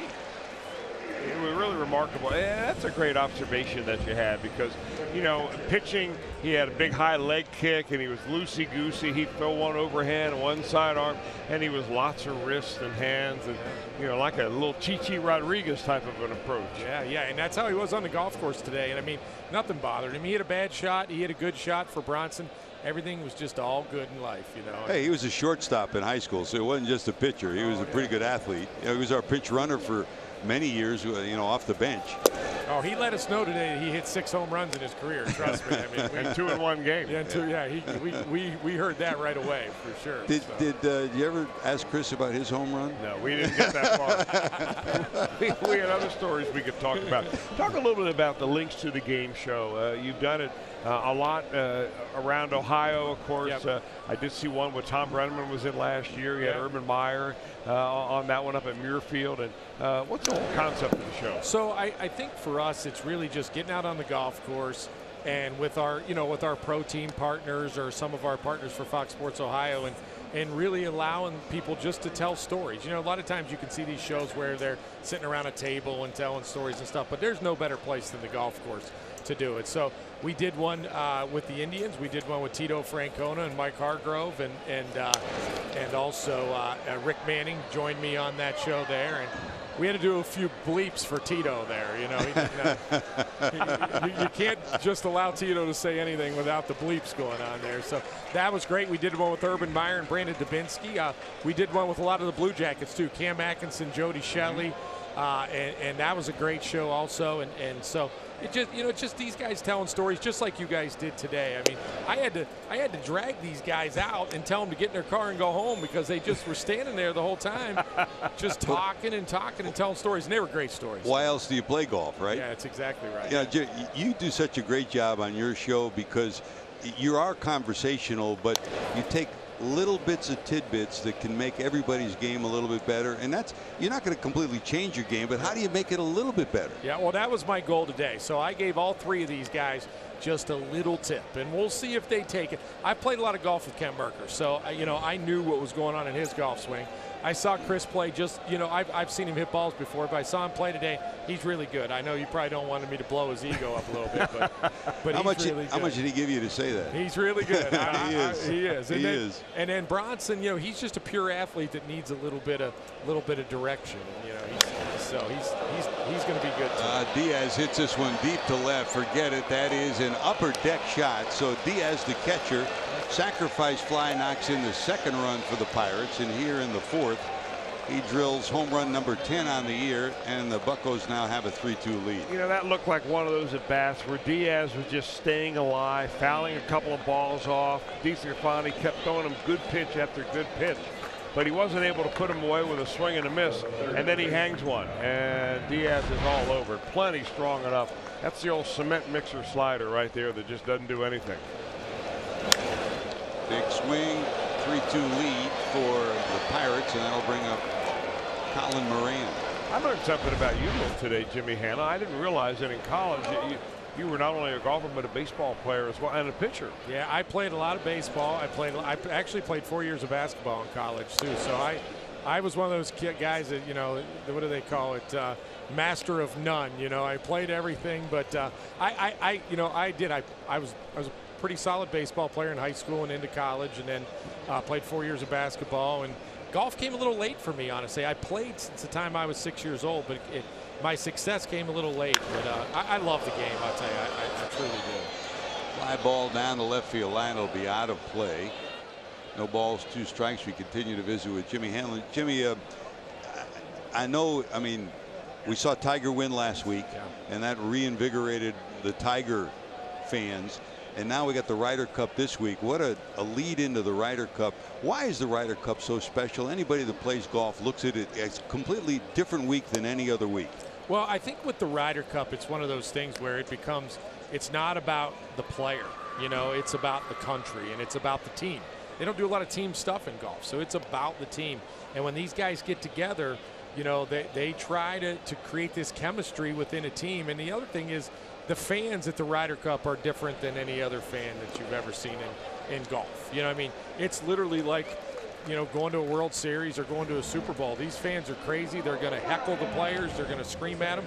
And these guys don't deal with that very often, and they have to at the Ryder Cup. And we didn't do very well today. I mean, you know, the thing is about the Europeans is they're more of they're less individual players, and they're more team type atmosphere and team type personalities, and they play match play. They grow up playing this type of this type of golf, and on paper we look like it should just not even be a match, and every 2 years they just put a beating on us. It would be right down, sweating right to the very last day. Oh, it's going to be. Which of those formats that they play in the Ryder Cup do you enjoy the most? Well, you know, I like the last day. I like seeing the guys one-on-one. Yeah. I love one-on-one golf. But I'll tell you that the alternate shot really, I mean, it just for us in being the United States, we struggle with it. These guys struggle playing together and being able to be successful in that world. Because, again, these guys are independent contractors, and they're such individual players. You guys see it in baseball. These guys play as a team.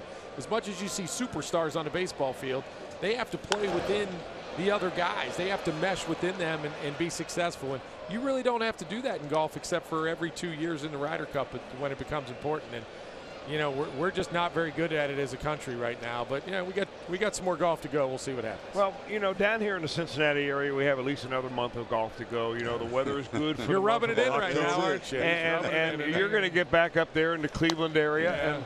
Yeah. And we hope that it goes a long golf season for you, too. Fly ball to right. Did anybody get a glove on this one? Philip, does he hang on? Billy holds on. What a catch by Billy Hamilton. How many times do you see him do the miraculous? He picks this one off the top of the wall, takes it out of the glove of Philip Irvin. Another look at a Gold Glove play by Billy Hamilton against the wall. Unbelievable.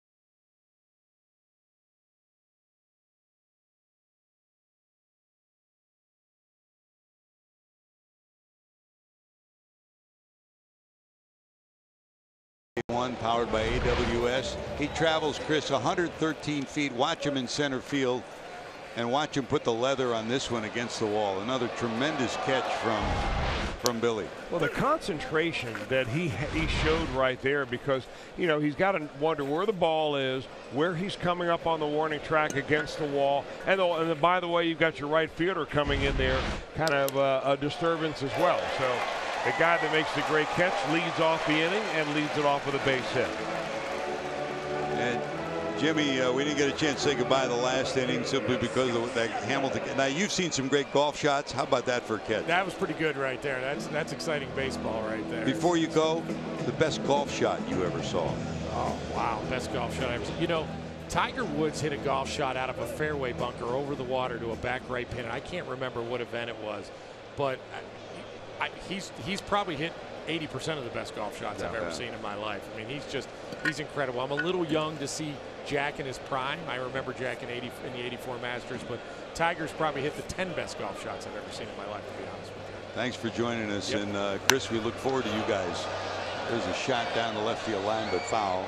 Give us a final. When's the show going to be on? So my guess is that, obviously Fox will decide where they want to put it, but I'm guessing right around spring training, get people excited for baseball again and watch these boys play a little golf and tell some stories about the Reds. So right around that spring training time will probably be about right. Jimmy, thanks. Thanks for Best of luck. Enjoyed it very much, Jimmy. Welcome to the SGA. Amen. My favorite club I've ever been a part of. We're all members. Jimmy Hamlin joining us, and hope you join us as well and to follow his golf coverage all season long. Here's Schebler after the Billy Hamilton base hit. Billy, of course, will not win a stolen base crown this year, and in a one-run game, more likely that you might see him get something rolling here with no one out here in the fourth and the Reds down by 1.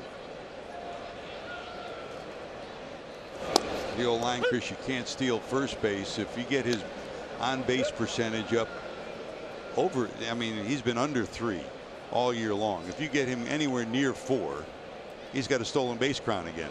Well, yeah, he does, George. But, Jim Riggleman made a really good point about a month ago about Billy Hamilton and his lack of attempts of stolen bases this year. He says, you know what, we're timing every pitcher.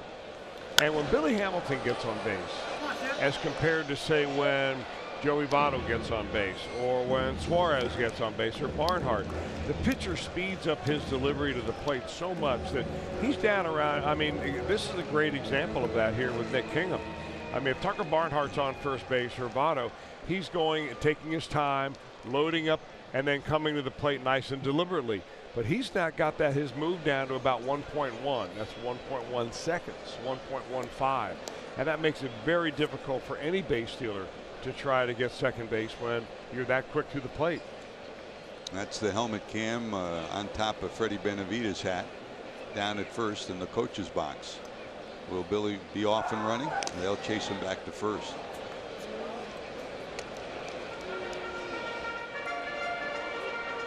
In today's analytically over-analytic world of baseball, when you get thrown out as a stolen base, it really is a black mark. I mean, you have to have at least an 80% success rate in order to justify those stolen bases. And sometimes the threat of a stolen base, when Hamilton is on with a big lead, is even more valuable than the stolen base itself because it distracts the pitcher. It may take him out of his rhythm a little bit. Maybe he hangs a pitch because he's worried about Hamilton instead of making a good pitch because he's not worried about him. 32 stolen bases, 10 caught stealing for Billy. And his goal going in every year is to be less than 10 caught stealings, no matter how many stolen bases he has. He likes to be in the single numbers.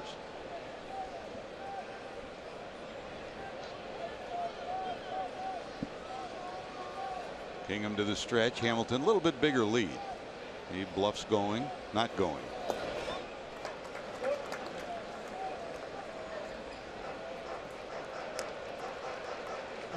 Schebler reached on an infield hit in the first, bounced out to the first baseman his second time up.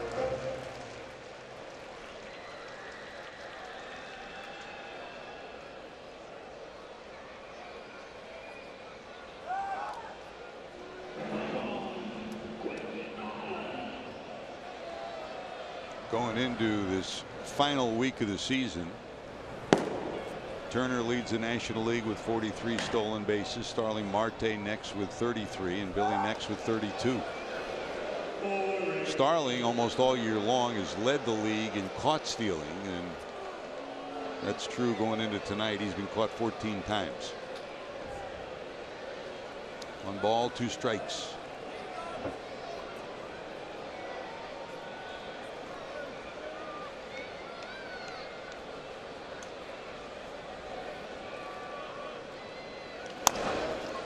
Past the pitcher, down to second. They'll quick flip to first, get Schebler. Billy goes to second. So 1 out, runner in scoring position is Hamilton. Good concentration by the second baseman Kramer, with the pitcher cutting in front and then Billy cutting in front as well. Yeah, the pitcher actually looked like he was going to field that ball at the last second, pulled his glove back.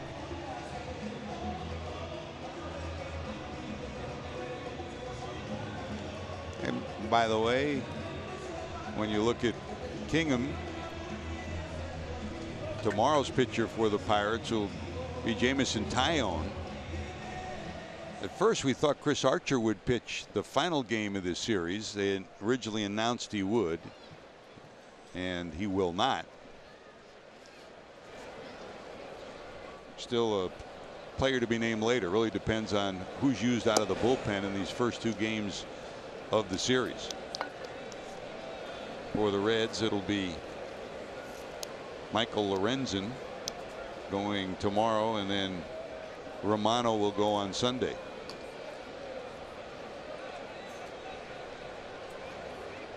One ball, no strikes. There goes Billy. Slap foul into the Reds dugout on the right side.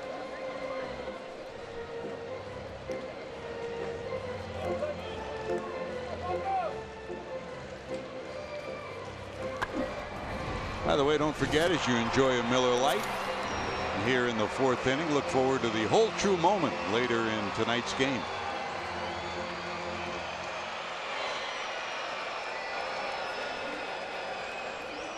One ball, 1 strike, 1 out here in the 4th.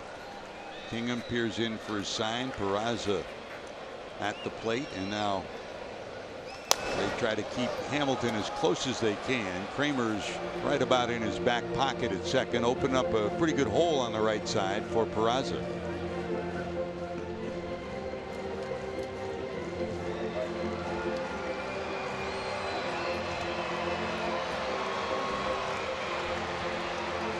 That was Billy Hamilton yelling at, Billy Hatcher yelling at Billy Hamilton, look who's behind you. He's right behind you right now. And Billy says, I see him now.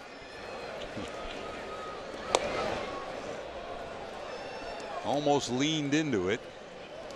Misses for a ball, 2-2. Yeah, a lot of breaking pitches when Kingham gets 2 strikes on the hitter, especially right-handers. Loves the slider, just could not finish that particular pitch. Looks like he wants it again.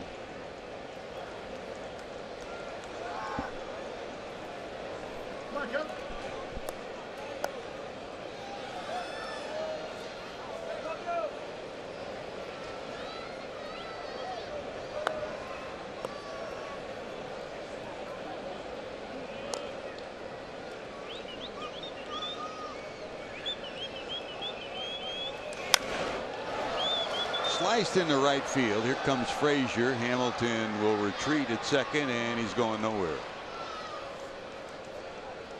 So 2 away, and Hamilton's still sitting out at second. That'll bring up Joey Votto, who walked his first time up, ripped his 28th double of the year in the 3rd, and scored on the home run by Suarez.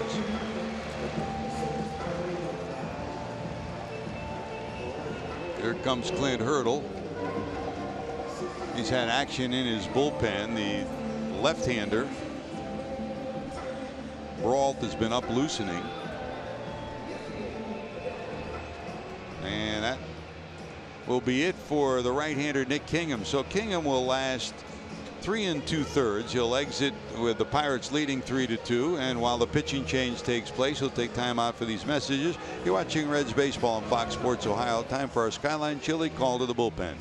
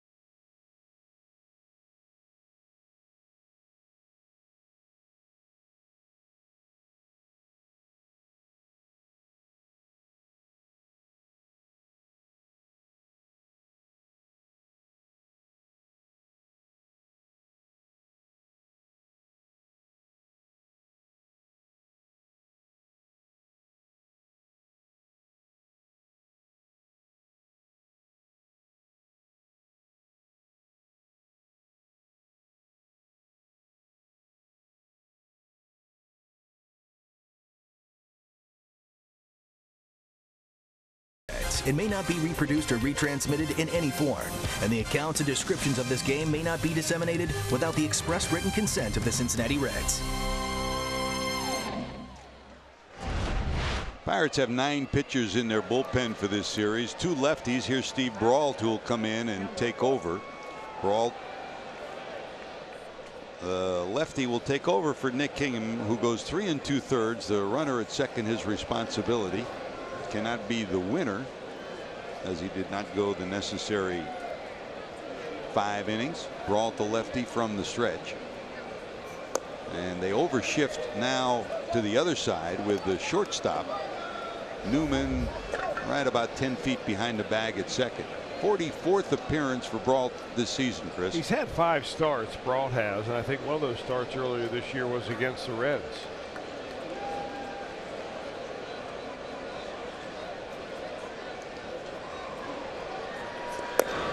I would imagine for Brault, you know, there are 2 outs. You got Joey Votto at the plate, and Votto's always been very good at hitting left-handers. Not so much this year as in the past, but he's still a very tough out.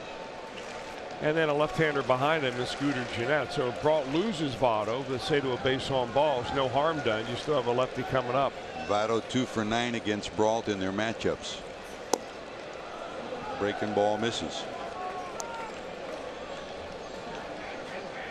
Joey 1 for 2, 1 for 1, the walk and the double.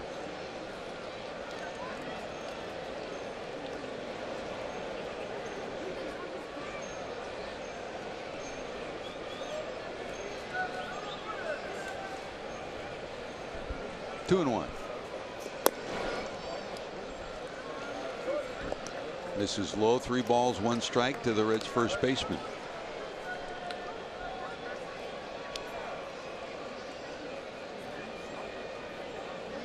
Three runs, 3 hits for the Pirates, 2 runs, 6 hits for the Reds. Reds have stranded 5 already through the first 3. Hamilton represents a tying run out at second.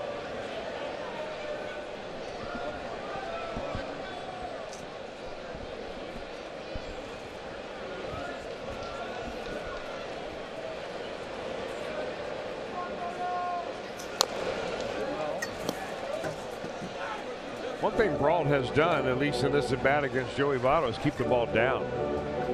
I mean, he's been right down there around the hollow of the knees and below.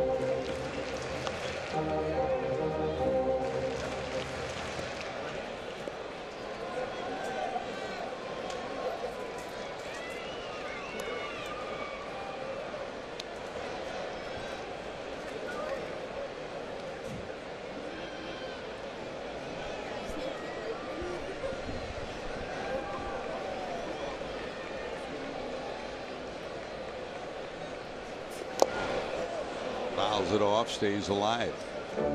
Hey, JD, it was interesting. Of course, we saw the home run by Suarez, but when Suarez and Votto met behind home plate after that homer, kind of look of a relief on both those guys' faces, wasn't it? Yeah, it's been few and far between for Suarez in the month of September. As you pointed out earlier, it's just been a struggle. He entered the month with a really good shot, leading the National League in RBIs. It just fell by the wayside in the power department and RBI. You got to give us one of your favorite welcoming. There goes Billy. The throw down to third. Not in time. Hamilton has stolen base number 33 on the season. Guys have given you a few more options for their home run celebrations this year behind home plate, haven't they? Yeah, and speaking of Suarez and Votto, it's a lot of salsa, which is fitting on Hispanic Heritage Night. Los Rojos. Los Rojos.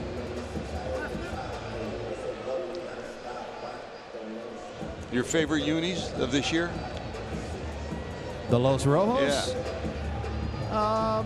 Yeah, I like nights like tonight, where certain heritage nights, but you know, you can't beat the classic whites at home. The all whites. Old school, good stuff. Here's Scooter, struck out, bounced out 0 for 2. Hamilton down at third, Votto down at first. Votto on for the third time. tonight.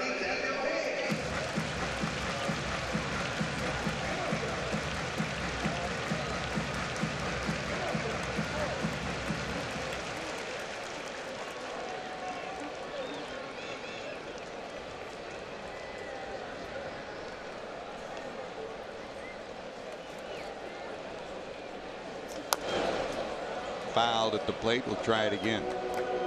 1 ball, 1 strike.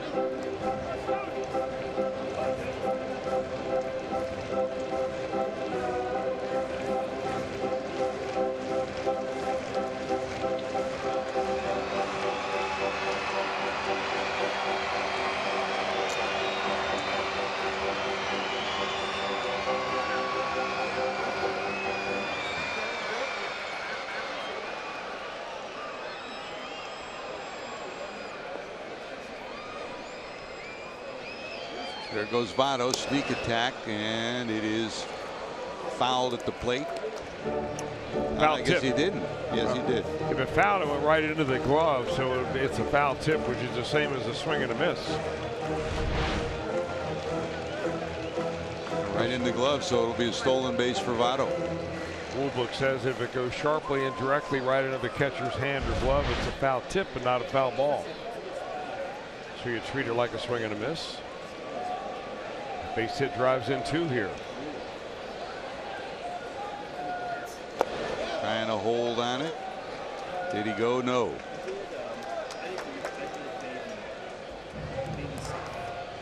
A lot of things that you check off on the list for Scooter this year, Chris, and the year that he's had. These numbers very impressive. Well, I mean, the last few years you can see they're just getting better and better every year against left-handed pitching. 187 a few years ago. Last year 248, almost 300 this year.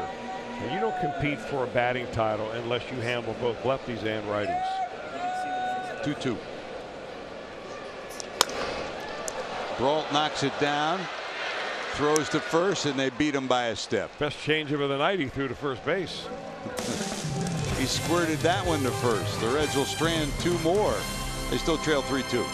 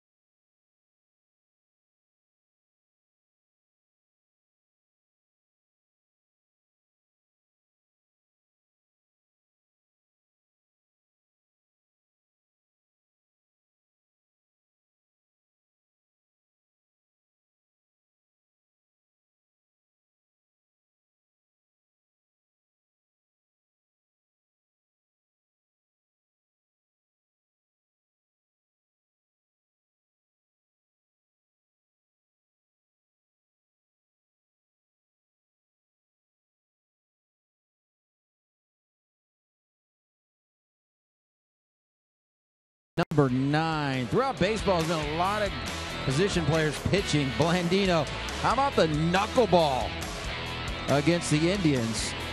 And Brandon Dixon, they talk about that vaunted top 3 of the Indians lineup. No problem against Dixon, including a 68-mile-per-hour cutter. Jose Ramirez nearly hurt himself on that swing. Position players getting it done. Their ERA was pretty good this year. 0-0-0 is not too bad for Blandino, huh? Dixon, you know, never gets old. Before the game today, he was talking to a couple of his teammates. You know, joking with him. He said, "You going to the instructional league to work on pitching?" He said, "No, hopefully I won't be doing it again anytime soon."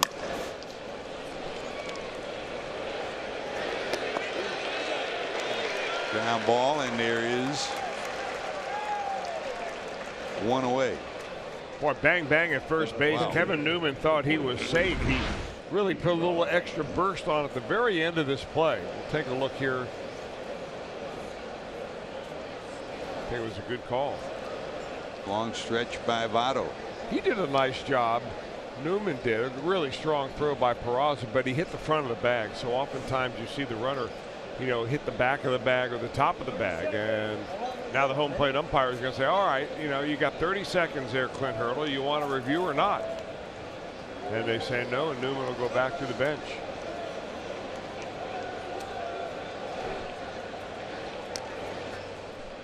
Newman waited, and Hurdle finally signaled to Honora and him, come on back.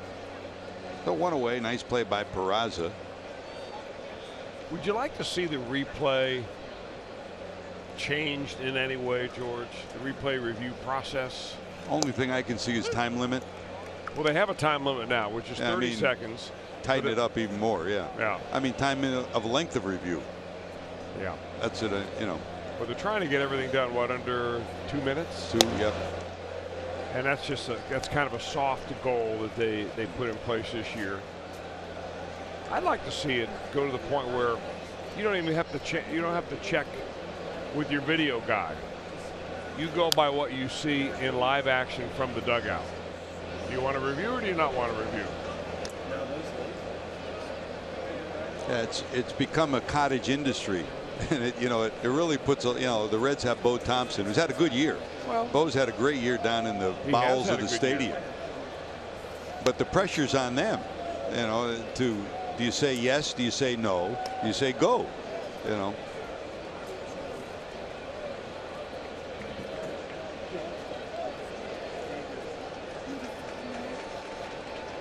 Brault getting a chance to swing the bat here, and there's a call, strike 3. So Brault is retired. There's 2 outs here in the 5th. Hey, make Great America Ballpark your family day destination this Sunday. Thanks to Classman Baker, you can get half-price Reds tickets, enjoy live mascot races, face painters, and a whole lot more. Plus, kids 14 and younger will receive a Tyler Mahle Fathead thanks to Starfire. For tickets, visit Reds.com. So, why are you talking about rule changes? How about all this talk about, again, it seems like every couple of years they keep popping up about do away with the DH, make the DH universal, and the discussions have started all over again. You know how we feel in the National League. And every survey that's ever been taken shows all National League fans don't want it. Every American League survey that's taken shows American League fans like it.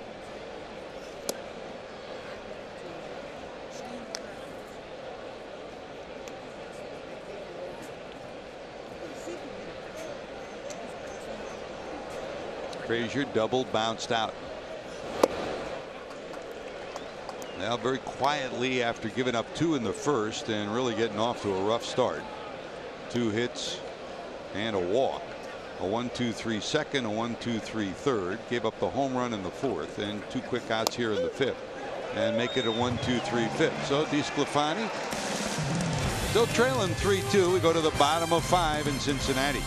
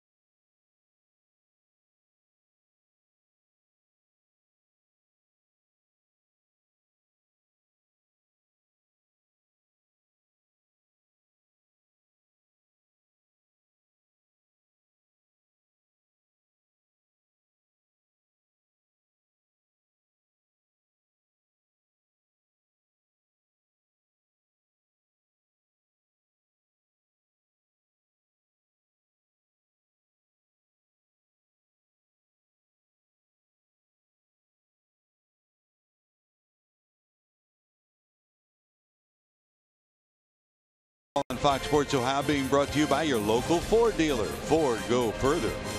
And by Cincinnati Children's, now ranked #2 in the nation by United States News and World Report.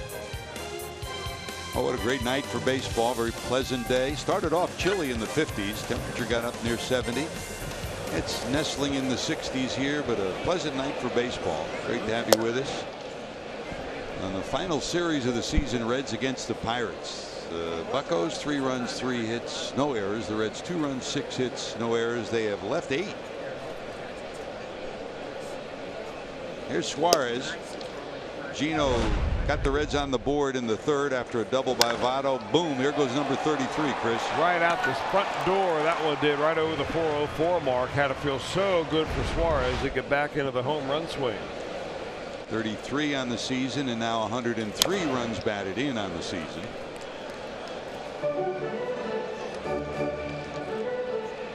Here are the numbers going into today. At one point, he had a lead on Javier Baez. Baez has rocketed past him. Aguilar with 105, tied with Nolan Arenado. Trevor Story also at 105. Everybody on that list, with the exception of Suarez, on a team going to the postseason. So RBIs are important. Big swing center field. This one's going to stay in the ballpark, though. Marte under it. Got it. Suarez retired, 1 for 3. And the Reds in Fox Sports Ohio would like to wish a special happy birthday to Thelma Keck from Huber Heights, Ohio, celebrating birthday numero 100 today. As a Reds fan since a little girl, Thelma is celebrating her centennial tonight, watching the Reds and Pirates on Fox Sports Ohio. Thelma, thanks for sticking with the Reds. Thanks for being a loyal Reds fan, and we wish you 100 and many more. Happy birthday, Thelma.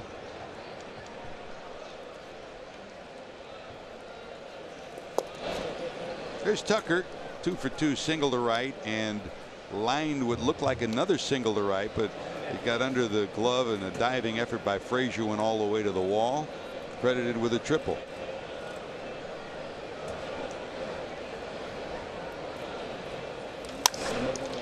Hit off the leg of Brault, hits the bag, and it'll be a 3rd hit of the ball game for Barnhart. This is a Willie Mosconi special, like the old pool player. Over the rubber, off the leg, off the bag, and to Grandma's house we go.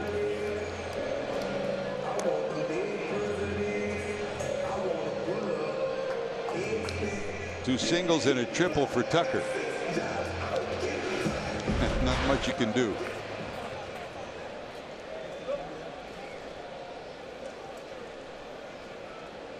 The Barnhart's on, 1 out, 1 on. Here's Phillip Ervin. Line to center and intentionally walked.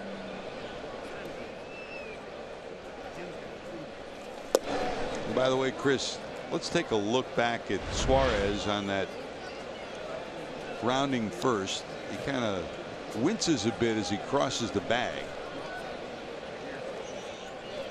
Looked like it happened when he hit the bag, maybe a calf or a. He kind of slowly went back to the dugout, but looks to be okay now.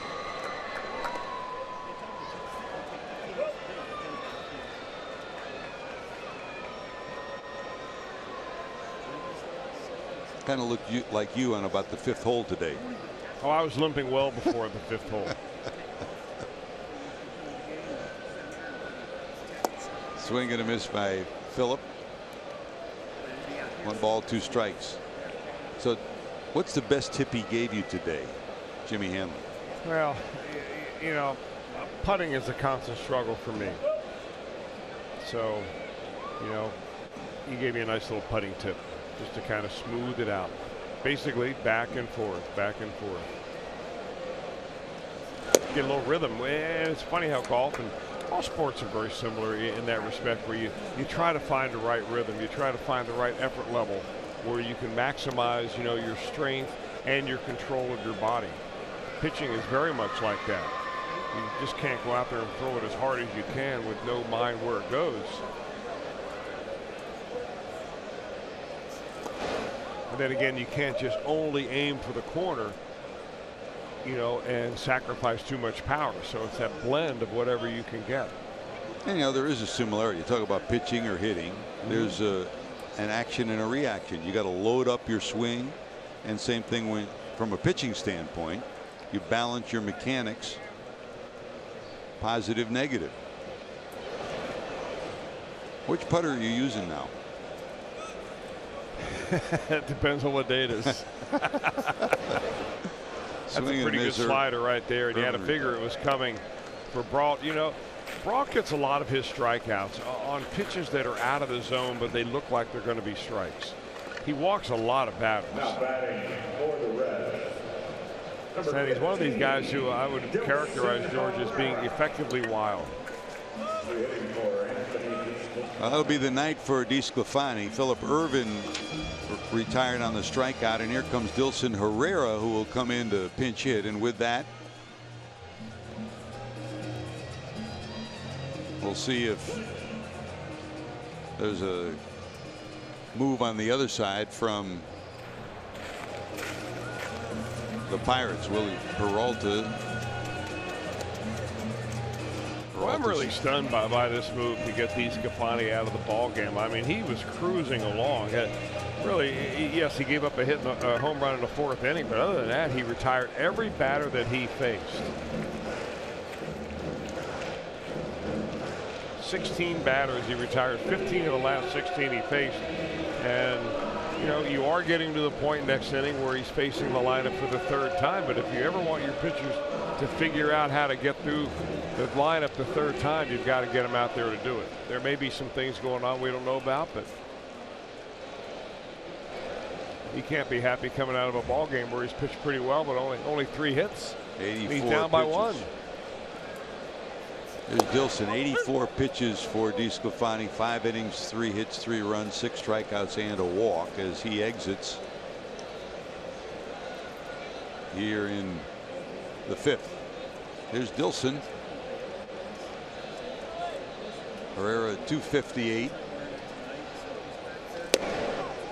Been awfully good as a pinch hitter, Herrera has. He hasn't had all that many starts. You see the 3 pinch hit home runs he's had. That's most in the National League this year. Top since Chris Heisey did it. And Heisey, like Herrera, they're both good high fastball hitters. And it's great to see the smile back on his face, Chris, because really for the first time, he's healthy. It's been a couple of years since he's been completely healthy after the shoulder difficulties. He can play any position now, predominantly an infielder, but they expect to give him more opportunities in the outfield as a utility player. Well, you know, he's got to make the team out of spring training, or maybe be set out there on the waiver wire, or at least be able to be picked up by somebody else, because he'll be out of options at the end of next spring. And it's unfortunate because when the Reds traded Jay Bruce, you know, he was the guy that they got back in return, and there were a lot of people that really thought that he was going to be a good player. All right, take a look at this. There's a great catch by Dad. Not only does he protect his daughter, but a super snare. Nice job, Pop. Oh boy. Mom says you did it. And she's got a big smile and got a baseball souvenir. How about that? What a wonderful moment for that family, and nobody got hurt. The guy behind him saying thank you for bringing your glove, right? What'd your dad always tell you? Always bring your glove to the park, right? Dan was right. And boy, we're glad you brought yours tonight, Dad. Strikeout inning over. Reds still trail 3-2.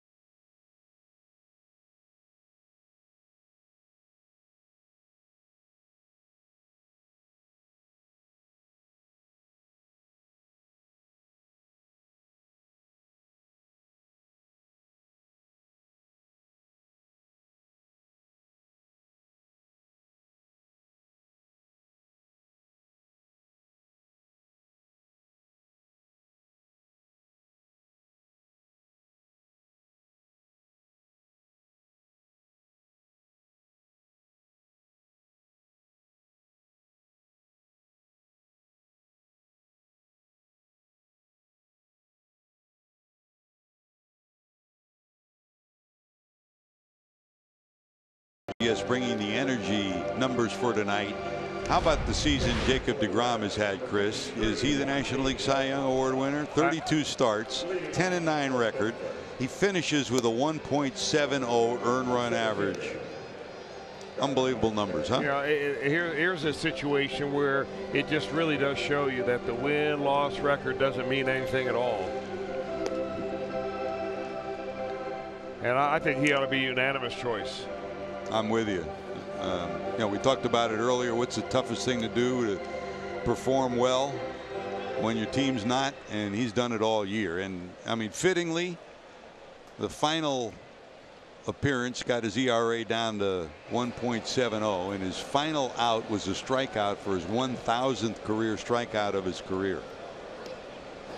That sure looks like a Cy Young Award winner. Not to take anything away from other great performances, but deGrom had a brilliant year.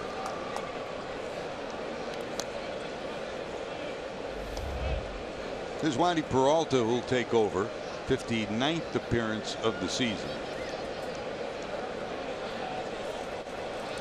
All right, George. So if deGrom had that brilliant of a year and he comes close to being a unanimous Cy Young Award winner, do you also consider him for the MVP in the National League? I don't know. I think there are only rare and unique situations where that does happen, and I don't think the Mets season would warrant that. Well, what his fault that the Mets were stinky? You know, I mean, Steve Carlton's year with the Phillies, that was a remarkable year when he won a third of the games that they won all year long. You know, the Roger Clemens year, Scherzer. I mean, some of these years have been remarkable. Rocket off the glove of the shortstop Peraza into left. It looked like he was still going up when the ball hit the glove, and it was like one of your highlight Cesta catches, Chris. That just rocketed it into left. This ball was absolutely scalded by Starling Marte, and I think it had a little bit of a humpback line drive sinking action. So it was coming down as Peraza was going up. 102 miles per hour off the bat. And goes in and out of the glove of the shortstop. So Marte on for the second time and with his first hit. He walked, bounced out, and that singled to short. Here's the switch hitting Josh Bell. Struck out, bounced out 0 for 2. Batting from the right side this time after DeSclafani exited.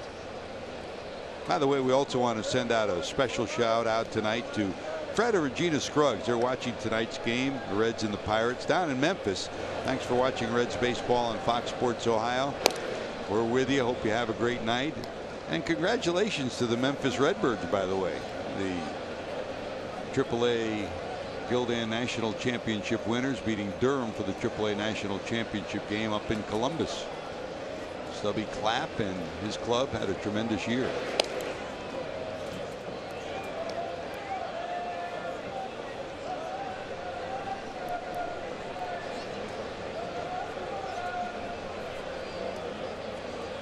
Bell tonight struck out, grounded out 0 for 2.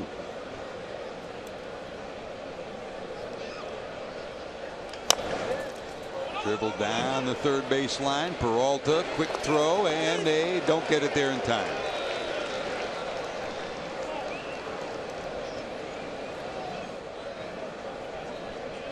Been kind of the year that Wandy Peralta has had this year. You hit it hard right out of fielder, he doesn't make the play. You hit it soft and you think you could get him out, but he hits it in a spot where you can't throw anybody out. He tries to make something out of nothing there. Boy, he blistered that ball down there to Votto, but Well, good job by Votto. That probably saved a run because Marte was around second on his way to third. It gets by Votto. He scores.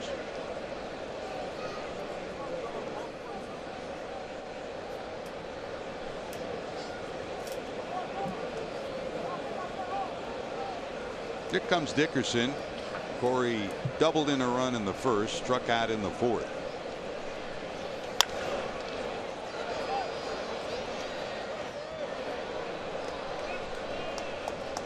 Dickerson came up in Colorado on to Tampa and has been one of the pleasant surprises for Pirates fans this year in left field, both the way he's played defensively and with his bat. He's held his own against left-handers too, batting .289 against lefties versus .301 against right-handers. So that's a pretty good average here.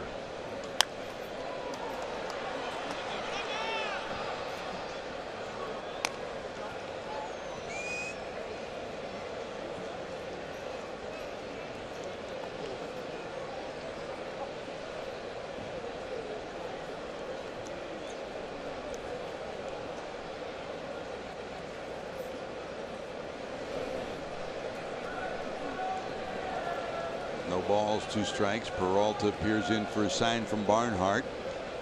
2 on, nobody out.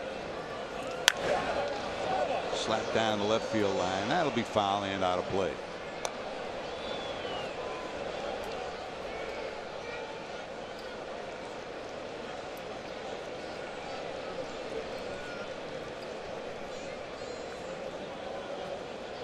Peralta, maybe the most valuable guy of the Reds bullpen a year ago.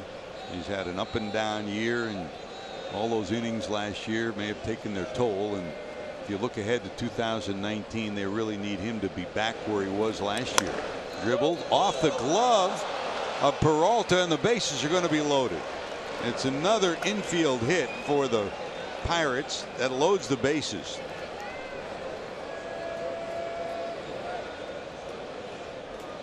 Yeah, just a tough break again for Peralta. You know, you just see this happen time after time with Wandy this year.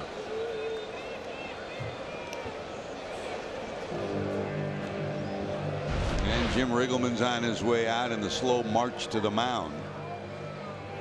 Whistler's been loosening in the bullpen. He'll be on his way in. Bases loaded, nobody out in the 6th. Pirates lead at 3-2. You're watching Reds baseball on Fox Sports Ohio. Alan Chili called to the bullpen.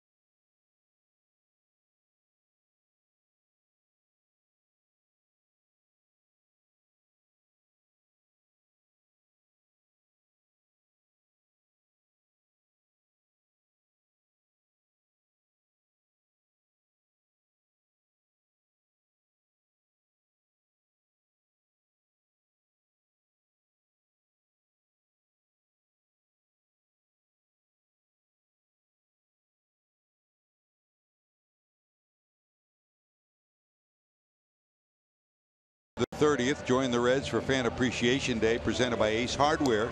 Special prizes from Frisch's, Montgomery Inn, La Rosa's, Dunkin' Donuts, and many more will be given away throughout the game to lucky fans. See your Red Reds take on the Pirates for as low as $12. Visit Reds.com for tickets. Postcard entries will be accepted. Jess, you bringing the whole neighborhood down to get some? I got you. Well, a very tough situation here for Matt Whistler, coming in, bases loaded, nobody out, facing a batter who last time to the plate hit a home run. Bases loaded, nobody out. Diaz, sacrifice fly, knocked in 1. Homer in the 4th gave the Pirates the 3-2 lead. Reds are trying to figure out where this young man fits into plans next year. He, like Dilson Herrera, will be out of options come the end of spring training.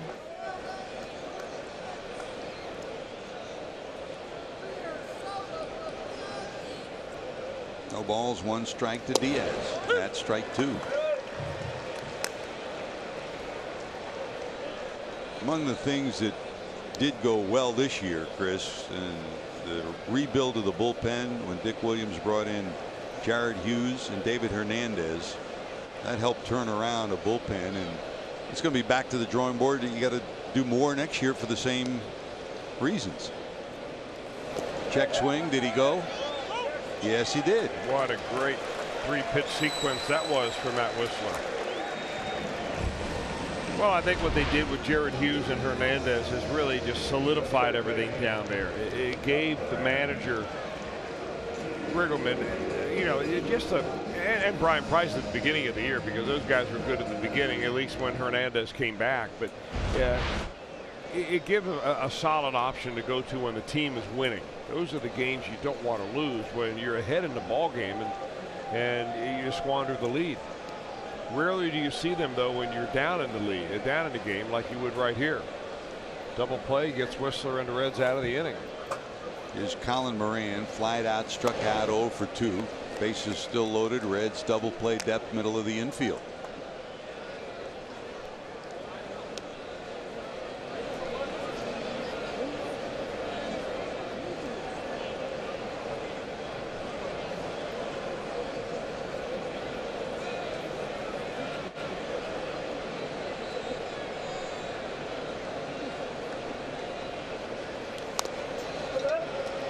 Slap foul, and it's 1-1.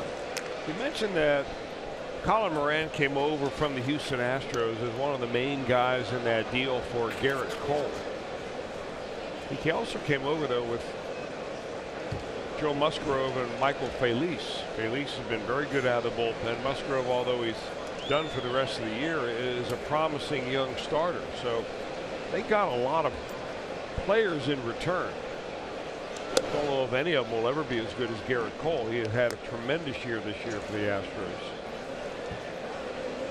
But that's a chance that you take when you trade one, you know, established player for a group of young players. You just can't make a decision on that trade until you see it play out a few years.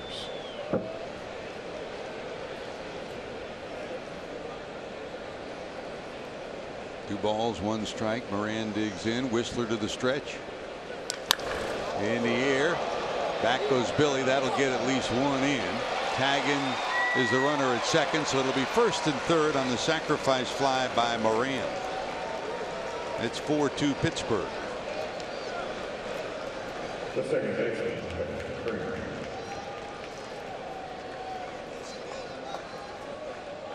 So Marte scores from third. Bell goes from second to third, and Dickerson holds at first. And here comes Kevin Kramer. Kramer, 2 fly balls to center. One of the routine variety, the other a rob job from Billy Hamilton off the top of the fence in right center field.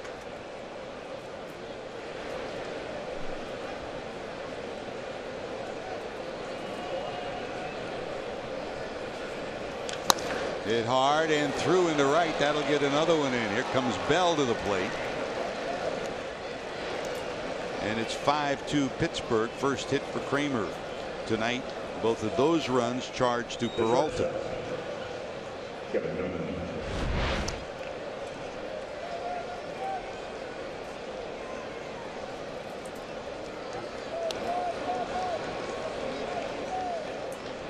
Yeah, the Pirates have certainly made the most of each of their hits tonight. They only have 7 hits, the same number as the Reds do, but they got 5 runs on the board. And the Reds have stranded 9. There's Kevin Newman, 0 for 2, pop up to short and a ground ball to short.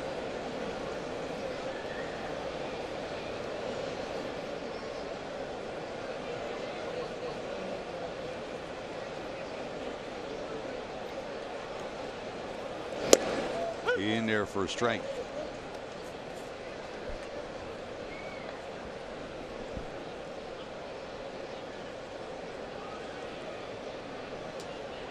The Reds did most of their bullpen building in the offseason with the addition of Hernandez and Hughes. So many teams tried to do it this year in season. And Chris, I mean, I think most general managers would acknowledge maybe the toughest thing to do during the season is to rebuild the bullpen. Unless you're a contender and you need to add one piece at the trading deadline. But multiple guys you're not going to get. Correct. Danny Darwin, the Reds' elevated pitching coach from the minors to the majors, looks on as this one's popped into center field. Back is Jeanette, in is Hamilton. Scooter has it, and that'll do it. But the damage done. 3 infield hits set the stage for 2-run scoring. Pirates lead 5-2.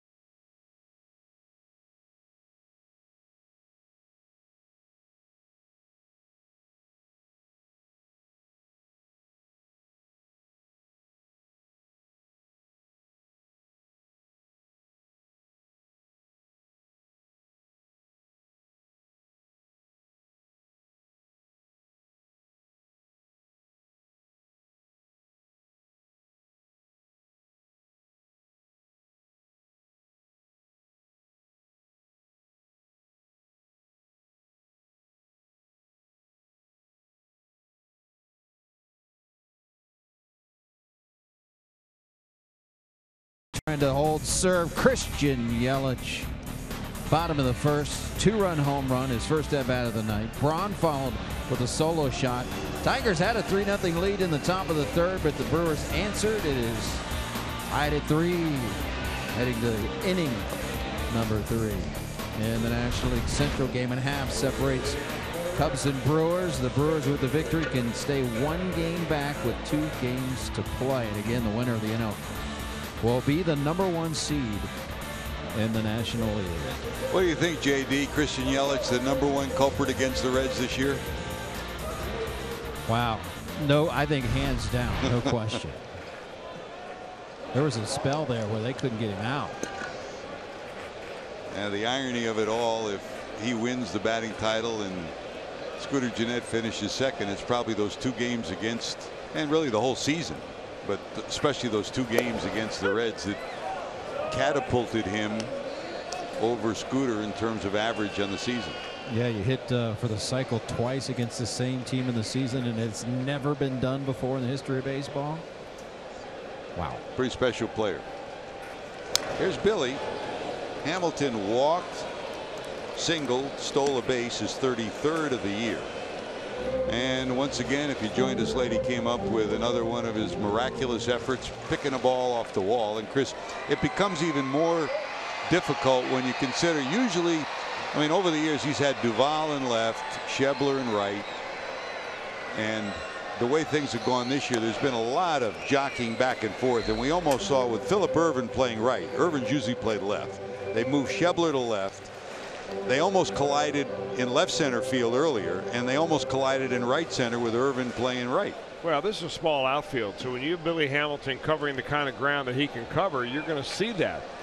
Of course, the more you play next to each other out there, the more familiar you are, and the better you communicate.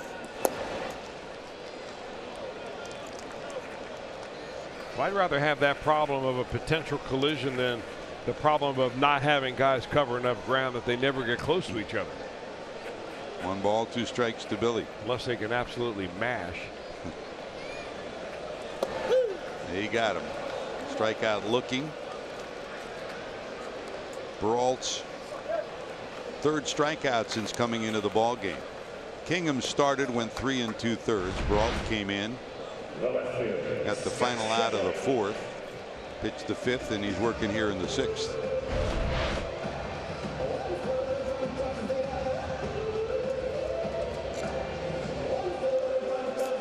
Kind of do miss going into the clubhouse after a game and watching Billy and Adam Duvall go at it.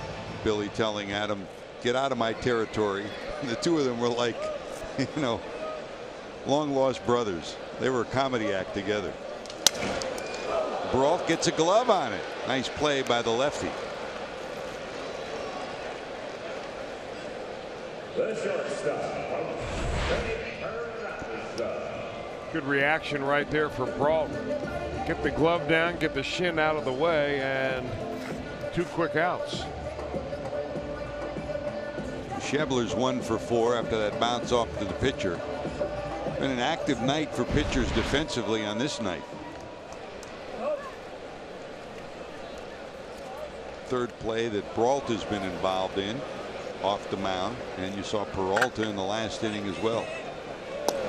Here's Peraza, line to short, popped to short, fly to right.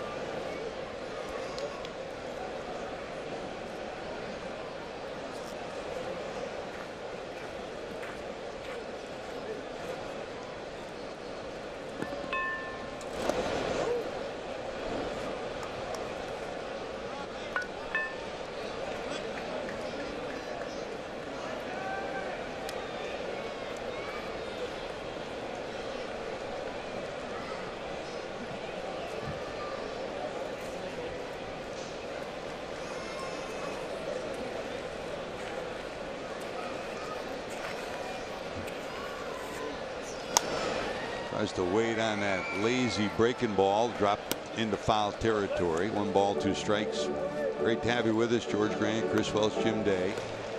And as always, all the guys down in the truck, our producer Josh Hall, our director Brian Filippetti, Matt Sigafus dialing up some highlights for us, Jim Mueller, Andy Pierce down there working in the truck. Of course, pregame with Kent Dreamweaver. There's a bouncer into center.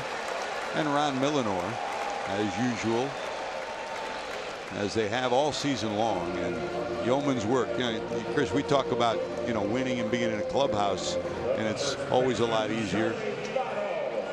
You're winning on the field, it's easier for the guys in the truck and everybody, all our camera folks, and they continue to do just a tremendous job all season long. Well, George, I think, and you agree, and Tom Brenneman said it yesterday, or make it on Wednesday, that on his last broadcast, that we feel that we've got the best crew in baseball right here in Cincinnati, and we thank them for their efforts every day. No doubt about it. Takes a lot of people to put this broadcast on. Here's Joey, swing and a miss. And they're pros, each and every one of them. I've been covering games in Cincinnati since the 70s, and you know, you see the same people.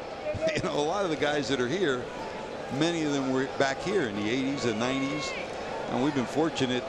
And even if you're not part of the Reds broadcast, the guys who work on the visiting side too, they're so well respected by people all around baseball, and for that matter football, the NFL too, when they come to town. And I was fortunate, I did the AAA World Series up in Columbus, and a lot of our guys from our hockey crew worked that game, and they were outstanding. We're pretty lucky. We've got the best in the business, not just professionally but personally too. It is a family. We've been lucky.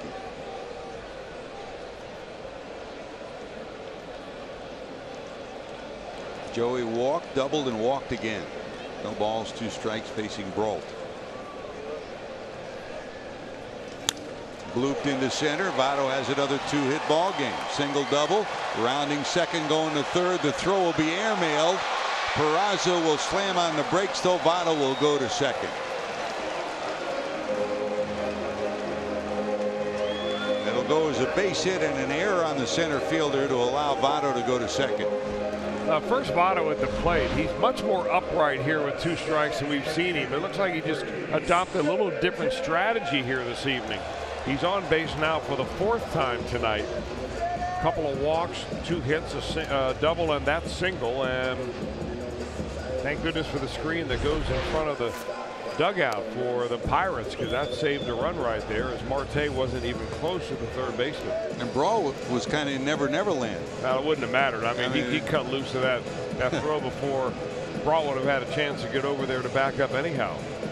He was lucky it did not go over the screen into the dugout. Richard Rodriguez loosening in the bullpen.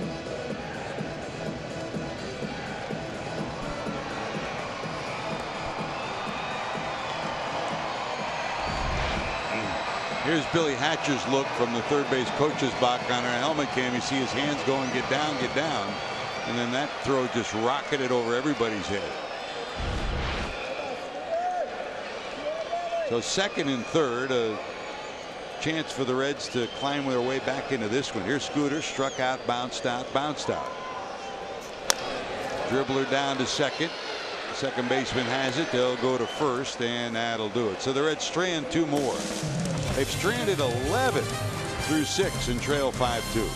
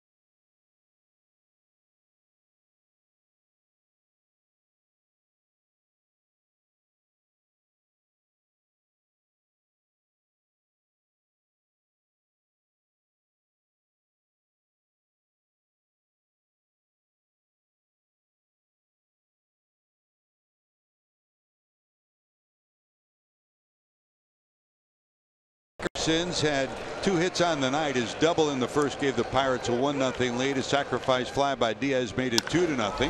And Eugenio Suarez finally gets off the schneid. It's his second home run in September. A 2-run shot after a Votto double. We're tied at 2.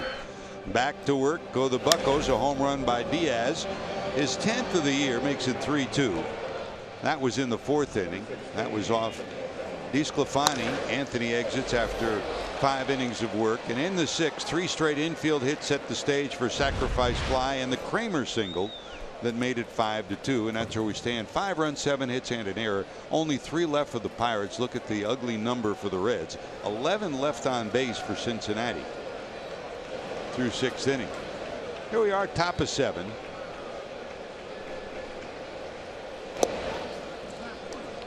Jung Ho Gong will pinch hit, and Chris, it's been a long time since we've seen him in a Bucco uniform, and it's been a long time since he's been back in the United States.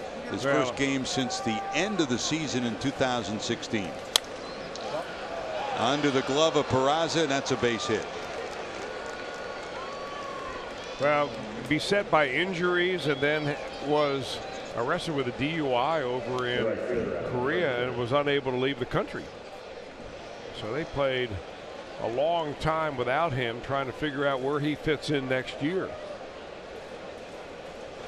Played an abbreviated rehab when he was down in the minor leagues, and he steps right to the plate and gets a base hit. He missed all of last year due to his legal problems, and you talk about what went wrong for the Pirates last year. Remember, Marte had the 80-game suspension, and they lost him too. There's a fly ball to left center. Over is Schebler, hauling it in, and back to first goes Gong. I mean, they had penciled him in as the starting third baseman last year. Didn't have him all year long. They lost Marte, of course.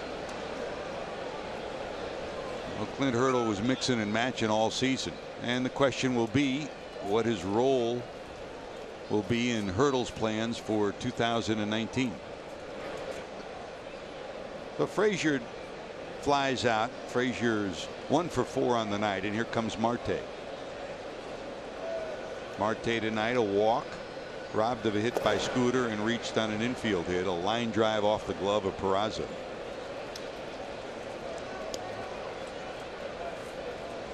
Marte has had a up and down year. The numbers tell you one part of the story.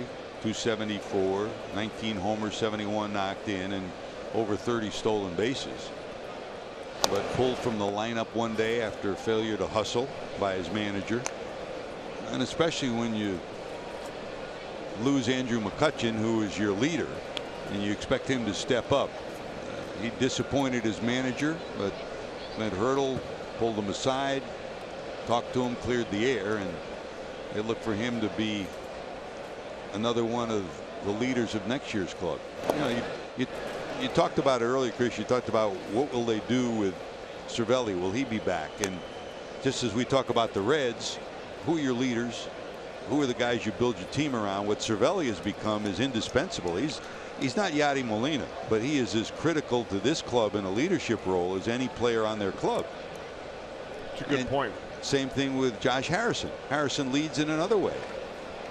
You take those two guys out of this everyday lineup, and this is a team that looks different in the clubhouse next year. Left center field, long run for Billy. He won't catch up with this one, but he'll cut it off at the warning track, and that'll save a run. If it gets by Billy, it goes to the wall. The run scores, and it's 6-2. Good job by Hamilton to cut it off. It's a double for Marte.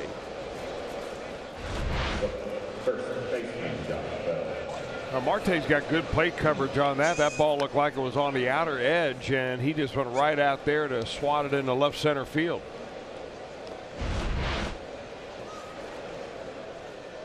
Amir Garrett up and loosening, and Jim Riggleman is on his way out, already waving to the bullpen. So Garrett will come in, the left-hander. DeSclafani started. Peralta faced 3 batters, gave up 3 infield hits. Whistler ended up closing out the 6th. And here comes Amir Garrett. We'll be back after these messages on Fox Sports Ohio.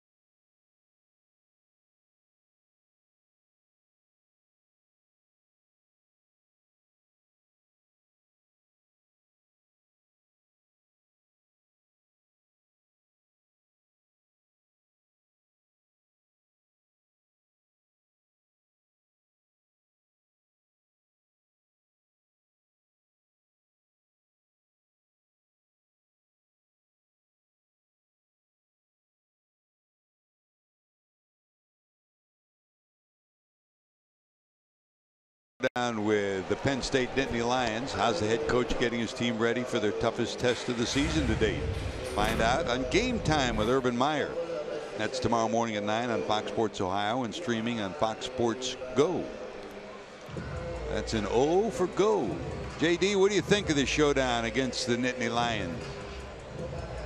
Oh, you know where my allegiance lies. Tough place to play, though. Whiteout night. Yep. They've got a gamer of a quarterback, Penn State, but Buckeyes are loaded. It's going to be a good one. Now, your mom's a big Reds fan, and she is a big Ohio State Buckeye fan.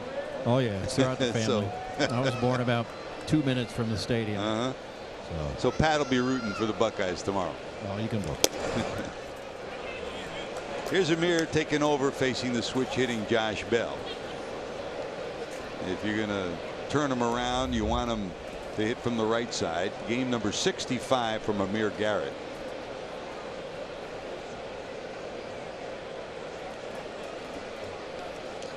Do you put him in that mix for starting rotation next year, Chris? I don't, George. Maybe he wants to be a starter. I think he's been fairly effective as a reliever. The Reds need left-handers in the bullpen.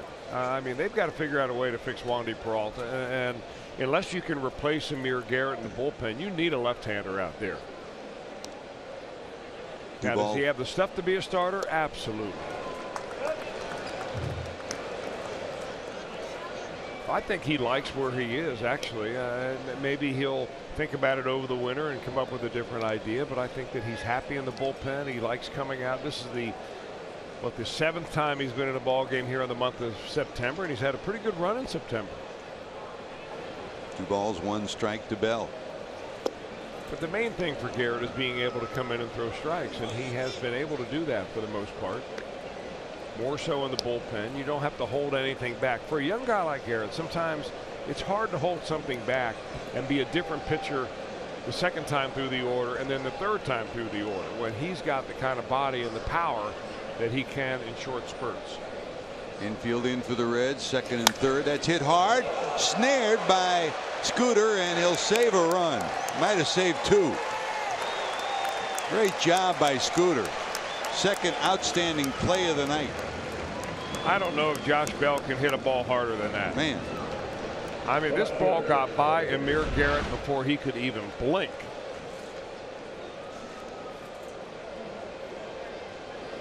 We showed you the line drive that was hit earlier off the glove of Peralta, or Jose Peraza at shortstop when Peralta first came into the ball game. That was by Starling Marte. That last one hit by Josh Bell, 107.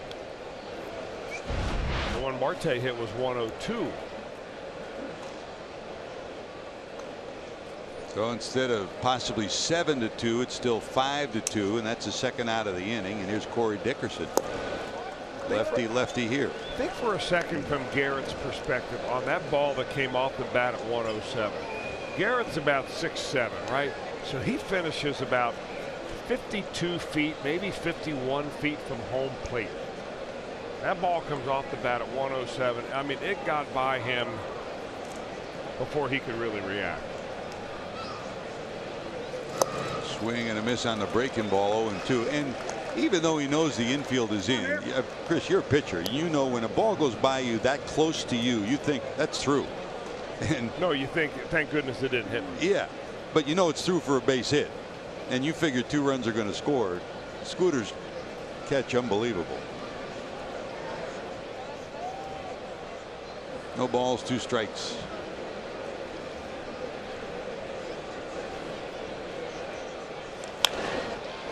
Protecting as Dickerson fouls it off.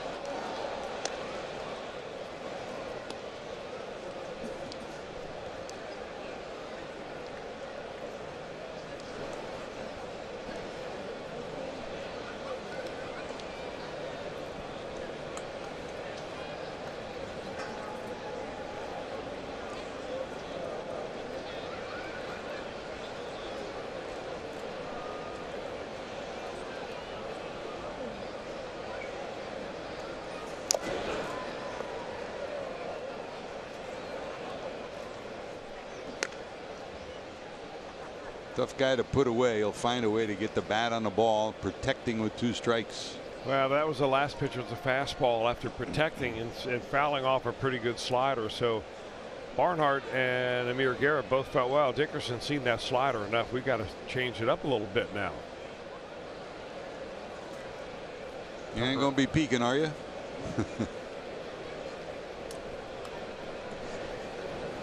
Amir to the stretch, 2nd and 3rd, 2 outs. Tardy on the fastball, stays alive, fouls it off, stays 0-2. That's a pitch that I think Barnhart wanted in off the plate, because you're trying to buy Dickerson's outer part of the plate. You're trying to get him to pull off the ball just a little bit, and you do that by throwing the ball in off the plate so that he doesn't swing at it, and you hopefully he pulls his shoulder out on the next pitch. You drop a nice slider on him. I mean, this is the spot you want that fastball in off the dish right here. Fastball away. Want the slider now. Got him. Barnhart jumps out in front of the plate, and that'll take care of it. So Garrett comes in, gets the final 2 out, strands the 2 runners. Reds still trail 5-2.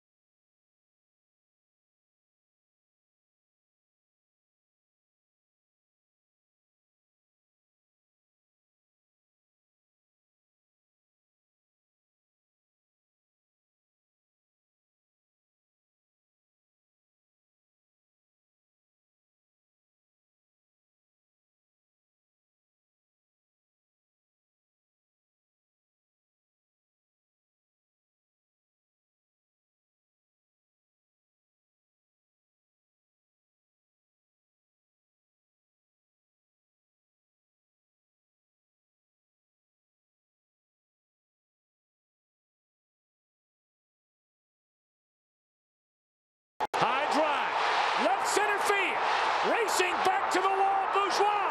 The Reds are National League Central Division champions. What a great night. What a great moment. This day in Reds history brought to you by Geico, September the 28th, 2010. Bruce's bomb gives the Reds their first division title since 1995. What a night that was, Chris, and what a year that was for the Redlegs. And Jay Bruce still says that is the most electric moment he's ever had on a baseball field. Interesting, the former number 32 in a Reds uniform now wears number 19 in honor of Joey Votto when he went to New York. And Jay's now a first baseman. So not only is he wearing Votto's number, but it looks like he'll be the Mets first baseman next year. There's Suarez, struck out in the first, hit a 2-run homer to tie the game at 2, and then fly to center his last time up. He leads it off here in the 7th. Richard Rodriguez will take over. Rodriguez, the 3rd pitcher. Nick Kingham started, went 3 2/3, and gave up the home run to Suarez that tied the game and left with a 3-2 lead.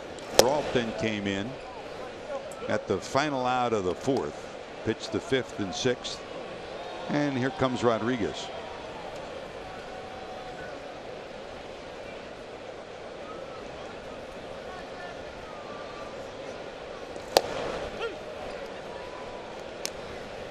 Pirates have cultivated some power arms down in their minor leagues, and they're pinning their hopes on getting back into the playoffs on some of this young pitching that is coming to the major leagues this year and next. Pirates had another good year down at Indianapolis at AAA, and it looked like the Indians are one of the favorites going into the postseason and the Governor's Cup battle, but the season ended There's a shot through on the left side, a base hit for Suarez, a 2-hit game for Eugenio. Indianapolis didn't make it to the Governor's Cup Finals, and they had maybe some of the best players in the league during the course of the season. Another bullet off the bat of Suarez, Chris. You can see where the pitch is, up and out over the plate. He loves the ball on the outer third. And he got what he was looking for right there. Richard Rodriguez, who came over from the Baltimore Orioles, signed in the offseason as a released free agent, probably to a minor league deal, but he's done a pretty good job here for them. He's not overpowering, but he's got kind of a sneaky fastball, but couldn't get that one by Suarez. There's Tucker, 3 for 3, 2 singles and a triple. Short lead for Suarez down at first. Irvin on deck for the Reds.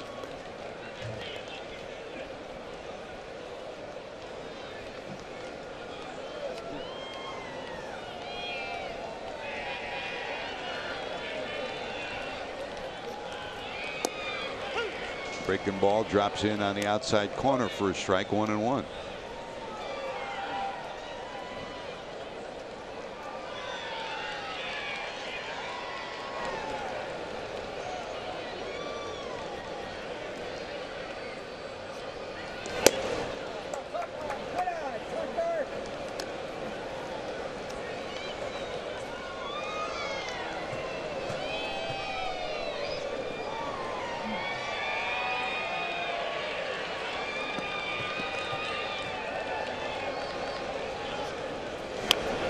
Showing bunt, drops it down. They'll let it roll, and he'll have his 4th hit of the night.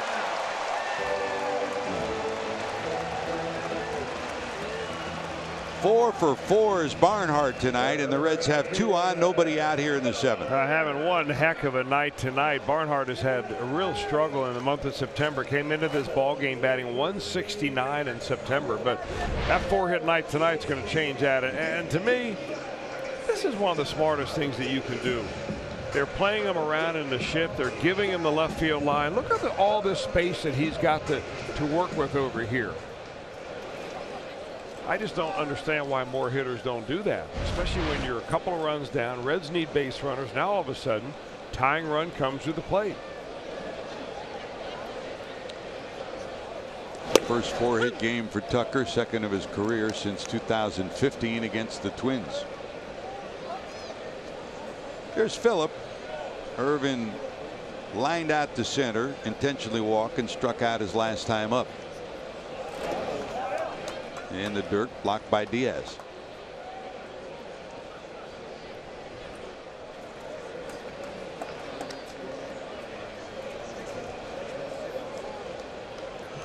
Jared Hughes has gotten up, started to loosen in the Reds bullpen as we get down to the 7th spot in the lineup.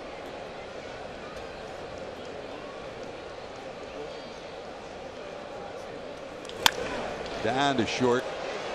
They'll get one at second, return to first. The twin killing provides the first 2 outs of the inning. The Reds, who lead the league in grounding into double plays, that's the 127th of the year. So there's a runner at third, but there's now 2 outs. And here comes Mason Williams, who will pinch hit. And Chris, among those that we talk about as we look ahead to 2019, intriguing. Williams had a good year at Louisville. He comes up with 2 homers and 6 runs batted in his time up here. He's shown some speed and some defense in the outfield and some power at the plate. He has, and he's been given a lot of opportunities to show all that. He's had some big league time over the last few years with the Yankees. He was a nice piece that the Reds added to their roster this year, especially down in the minor leagues, just in case. Well, that just in case happened with the injury to Jesse Winker. So he pinch hits in the pitcher spot, the 8th spot in the order, trying to get a run in. Suarez down at third.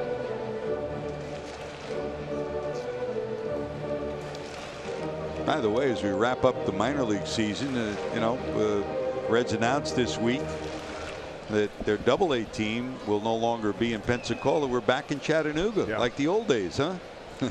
Back with the Burks. Great organization, great town for baseball, and that's always been Reds country. Well, there's no doubt about that.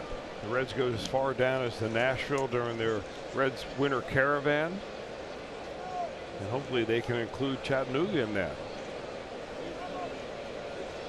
Because they added another minor league team in Greenville, and now Chattanooga relatively close to that too.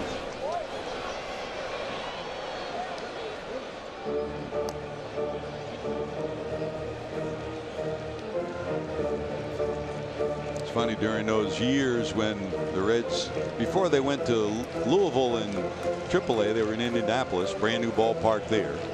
AA had a brand new ballpark in Chattanooga. Then they come up here to old Synergy Field, and the clubhouse was better in the minor leagues than it was in the major leagues. They said, this is the major leagues? Well, you can tell by the difference in meal money and your paycheck. Yep. You can keep the nice clubhouse. Beautiful ballparks. There are, you know, there are no bad ballparks in the minor leagues anymore. No, not like sure when you played. Boy. I mean, there used to be a real incentive. Additionally, I mean, other than the money and you know, playing under the bright lights and on TV every night and so on, but I mean, there used to be that added incentive of get me out of the. I mean, when I was in AA, I played at a place in West Haven, Connecticut called Quigley Field. Quigley Stadium. Our clubhouse was a trailer, a temporary trailer that they hauled in, and I'm not talking about a double wide now. That pitch is up high. I mean, it had probably 2 or 3 shower heads for, you know, 25 to 30 people. The best part, the washer and the dryer was in the manager's office. Yeah. Bobby Cox did his interviews sitting on the dryer. So did Doc Edwards. Boy, do we want to get out of that place. 2 balls, 2 strikes. On the outside corner, Williams is punched out. The Reds get leadoff hits, nothing to show for it. They still trail 5-2.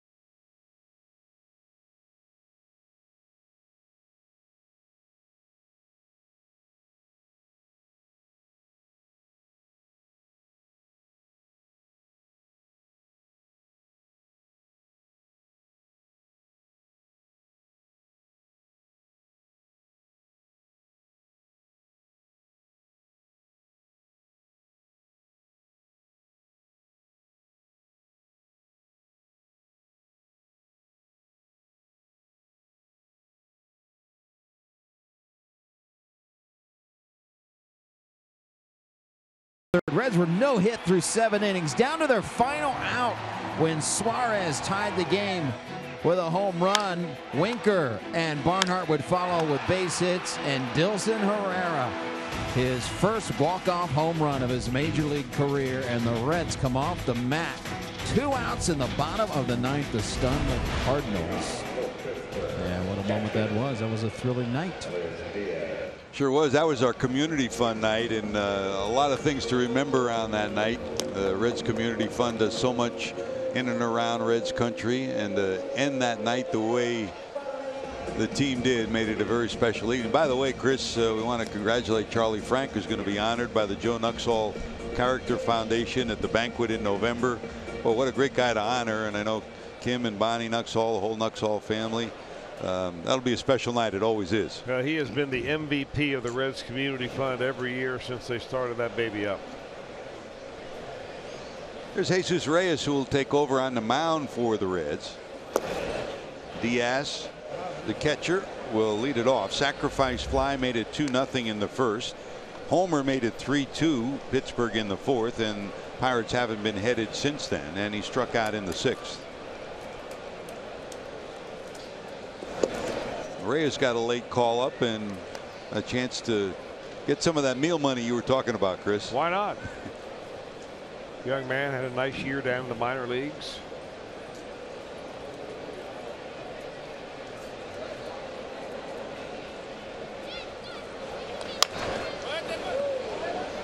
Scafani went 5 innings. The last 2 innings have been covered now, including Reyes, by 4 pitchers.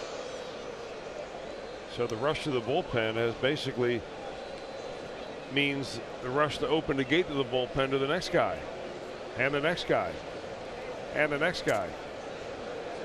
You remember those days, don't you? I like to forget those days. We've seen them here with this Reds pitching staff a lot.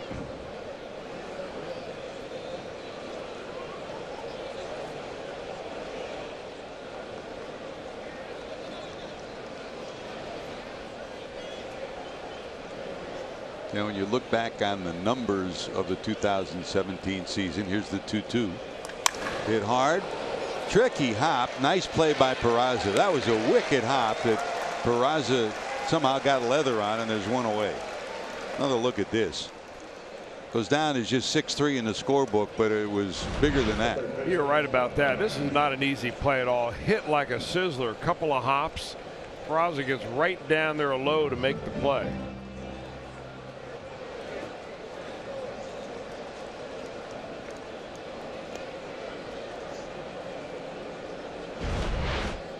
One away, and here comes Colin Moran. Flied out, struck out, and a sacrifice fly made it 4-2 in the 6th inning.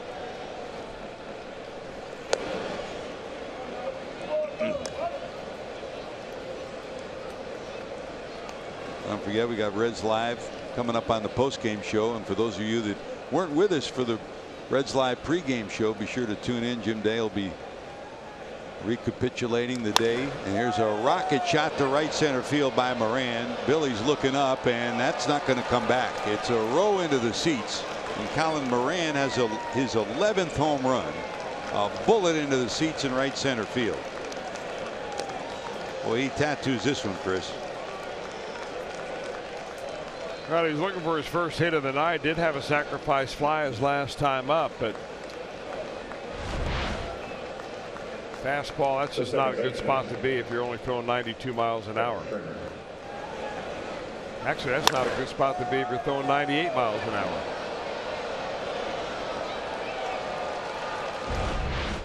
A bullet, and it's now 6-2 Pittsburgh. Well, be sure that you tune in for Reds Live postgame, because not only will you see Jim Day, you'll see Jeff Piccoro dressed for the fall. Pick's got his leather vest. Fine looking vest too. Fine, super fine. That's a bullet into right center. Another base hit. This one by Kramer. He's going to take a big turn. It's bobbled. The throw will not be in time. And sitting at second. So it'll go as a base hit and an error on Irvin. The shortstop's got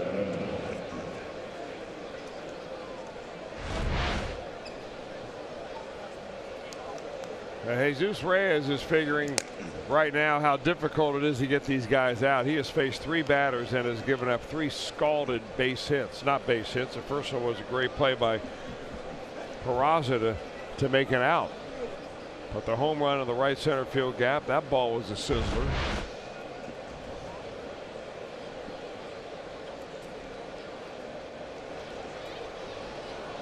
And here's Newman. Newman popped up, grounded out, and popped up in his 3 plate appearances.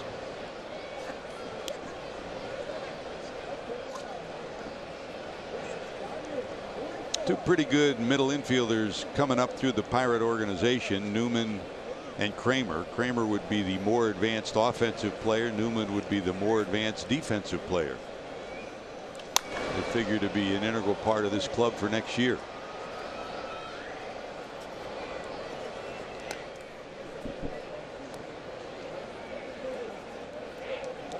I tell you, whoever winds up getting Josh Harrison next year, if he's not in a Pirate uniform, they're going to get a guy that'll make a difference on their ball club. And I give Clint Hurdle credit. He had both Josh Harrison and Jordy Mercer come out of the game in the 8th inning at their final home game in Pittsburgh, and they each got standing ovations and warranted. Off the glove of Votto, flag down, and then bobbled by Jeanette, and it goes into right field, and that'll get another run in.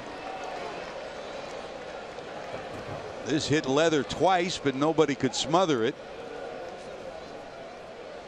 And the Pirates have made it 7-2. Wasn't very hard hit. It came off the bat. It's kind of a squibber right there. I'm not sure why Joey Votto wanted to try to field that while he's falling down.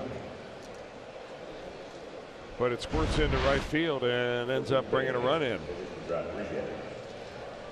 So 7-2 Pittsburgh.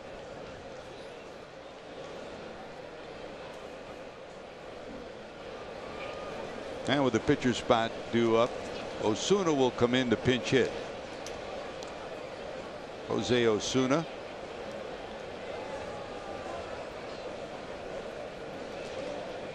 Three homers, 11 knocked in on the season. Sky high pop up into short left. Out goes Peraza. And here's out number 2.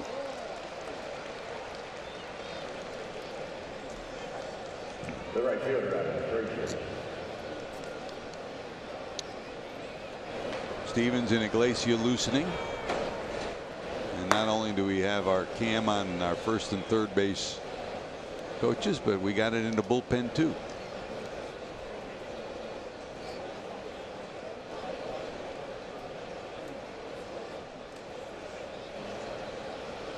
Back to Frazier at the top of the order. 1 for 4, double his first time up.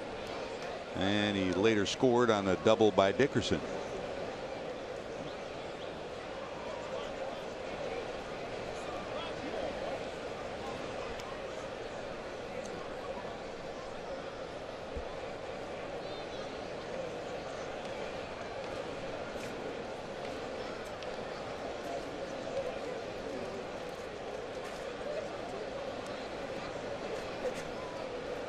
No balls, 1 strike, hit hard. Votto's got it. And there's your final out of the inning. But more damage done. A homer by Colin Moran is 11th, and a single by Newman. And it's 7-2.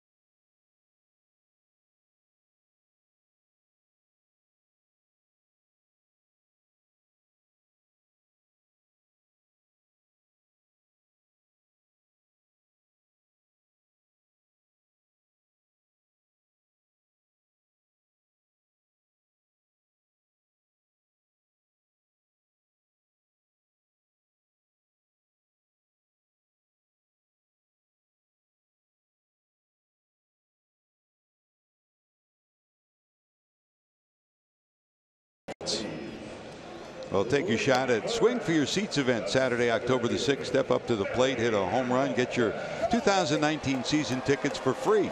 For additional information, call 513-765-7500 or visit reds.com/swing. Rules and restrictions do apply. Saturday, October the 6th, Swing for Your Seats. 7 runs, 12 hits, and errors, 6 left on for the Reds. 2 runs, 11 hits, and Cincinnati has stranded 12 base runners on this night. And they trail it 7-2 as we head to the bottom of the 8th inning. Here's Billy. Hamilton on base twice, walking a single and a stolen base. His 33rd of the year. 9 behind the league leader. And again, a miraculous catch in right center field.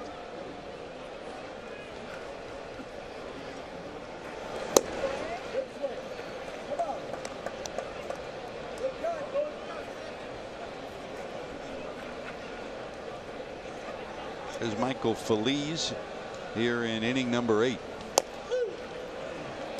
Heavy fastball, and it's zip, zip, zip, the 1-2 strike 3 pitch, and there's one away here in the 8th. Feliz is one of the other pieces that the Pirates got in that trade for Garrett Cole. And he has been awfully good. So you figure Colin Moran, third baseman, they really like him. He's got 11 home runs on the year, and now Feliz, even with that earned run average the way it is, they like his other numbers, the 50 strikeouts in 45 innings, only 22 walks.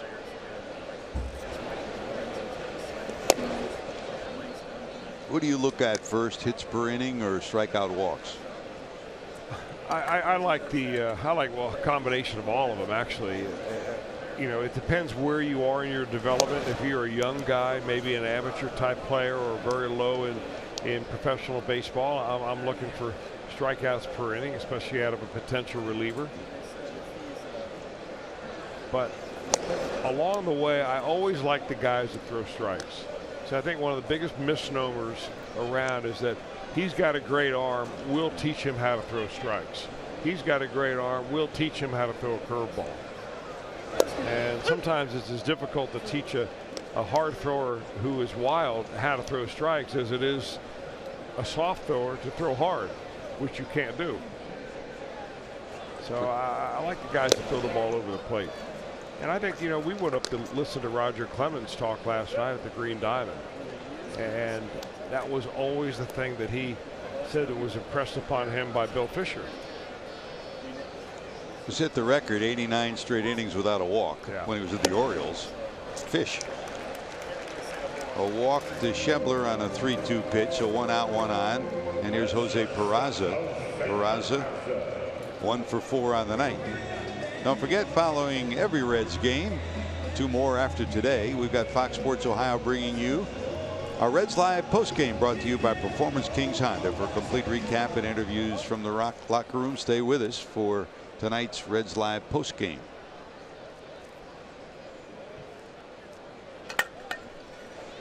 Here's Jose, lined out, popped out, flied out, and singled his last time up.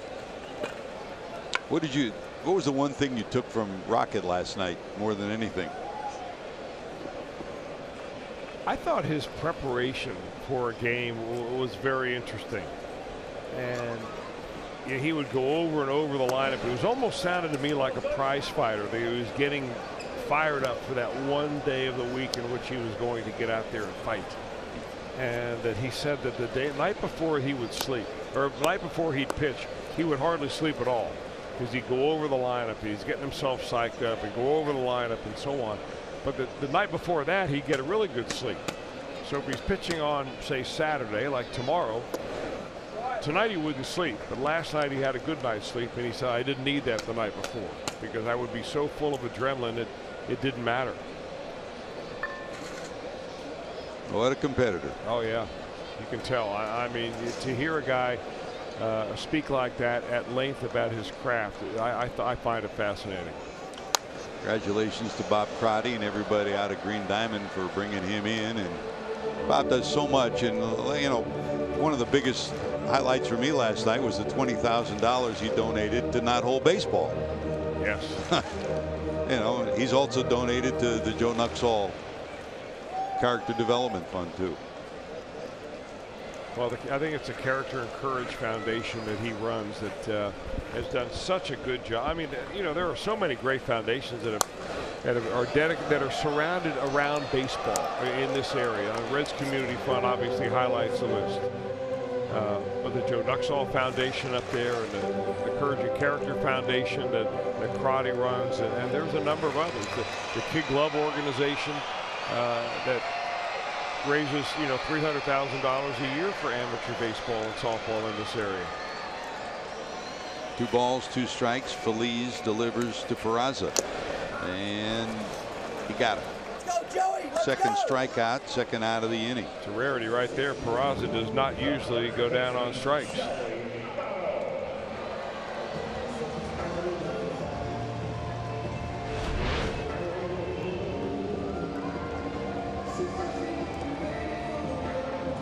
Fouled off, held on to by Diaz. Your second out, and here comes Joey.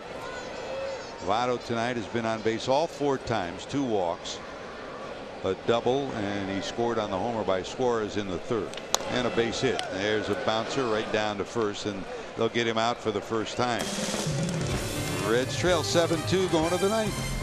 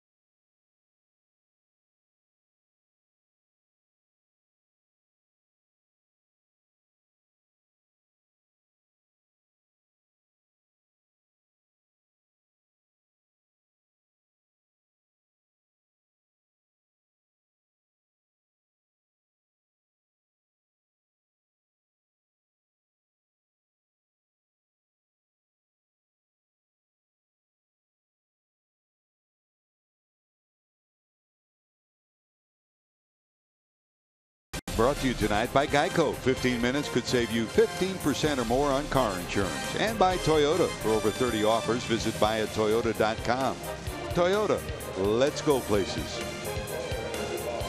Just like we promised you earlier tonight, time for our Miller Lite Hold True moment. If you didn't see it earlier, take another look. Chris, another one for the highlight reel. Billy in the wall. I never get tired of seeing him play defense. I got to tell you, it is exciting. I mean, the only guy who must be more excited than Billy Hamilton is the guy on the mound who benefits greatly from having Billy Hamilton play in center field. Now, that guy didn't win a Gold Glove this year. It's an injustice. He deserves it. Changes for the Reds. Brandon Dixon comes into the game. Joey Votto gets the rest of the night off. Blake Traha will be your shortstop out of Louisiana, and Raisel Iglesias, a native of Cuba, will take over on the mound. His 64th game for Raisel. No save opportunity here. He's saved 29 out of 33 attempts.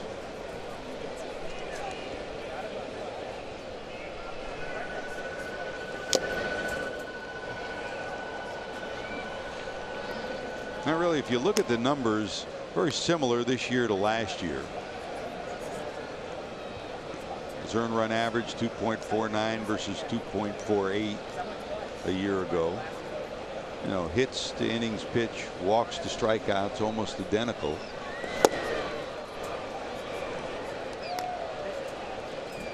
Man, there was a point at the midpoint of the season when the Reds rallied, Chris, and it looked like they were turning their season around, where it looked like he'd have a big second half. As it turned out, the Reds have struggled in the second half, especially in the last month.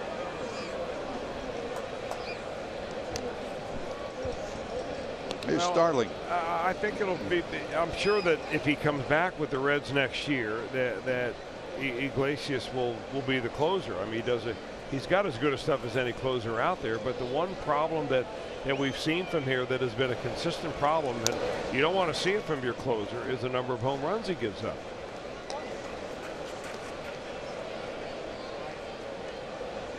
And when you say if he comes back, because if you're sitting where the Reds are, the question is, if you have the opportunity, there's Nick Krall, the general manager, Cam Bonifay next to him on the right side of your screen, Walt Jocketty left side of your screen, the Reds Brain Trust up in their booth here at Great American Ballpark. You know, if you make a deal in the offseason, what is the biggest chit you have? And it's really him. Well, unless you're talking about one of your minor league players that are exceptional players, like maybe one of your top round draft picks over the last few years. Everybody's looking for really good young players with high ceilings. So those would be your best chips. The question is, do the Reds feel like they're close enough to make a deal like that?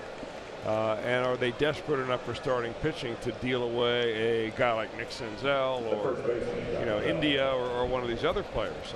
I don't think that's the case.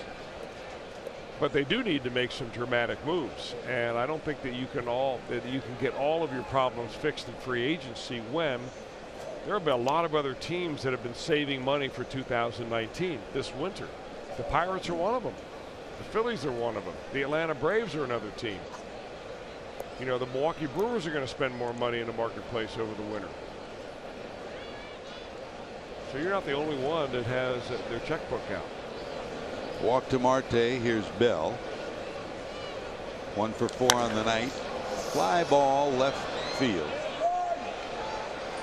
Schebler closes on it. He's got it, and there's one away. The left fielder.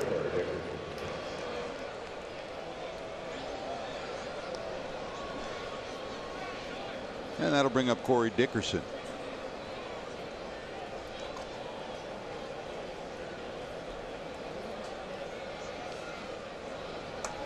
The Reds front office has a lot on its plate for this offseason. They've decided not to bring back Jim Riggleman at this time. They've opened up the interview process, already interviewing Billy Hatcher, Freddie Benavides.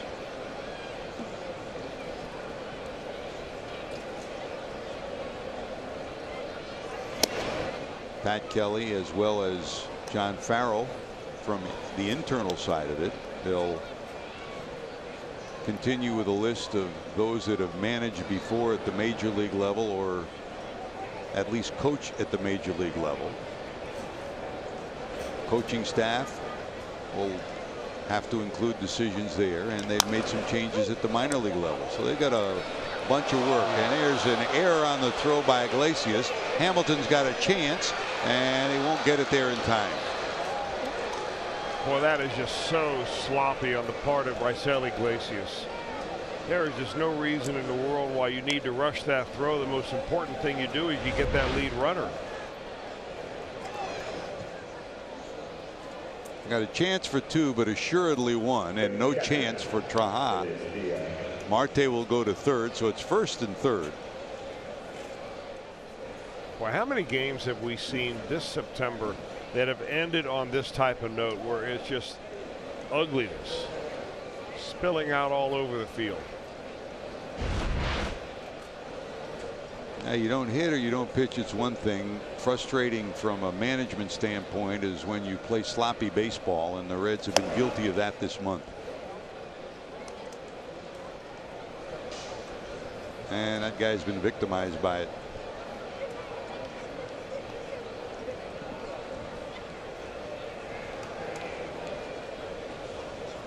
So 1st and 3rd, 1 out. Middle of the infield double play depth for Diaz, who's been a culprit tonight. Sacrifice fly knocked in the first run. His homer gave the Pirates the 3-2 lead, and they haven't been headed since. They lead at 7-2.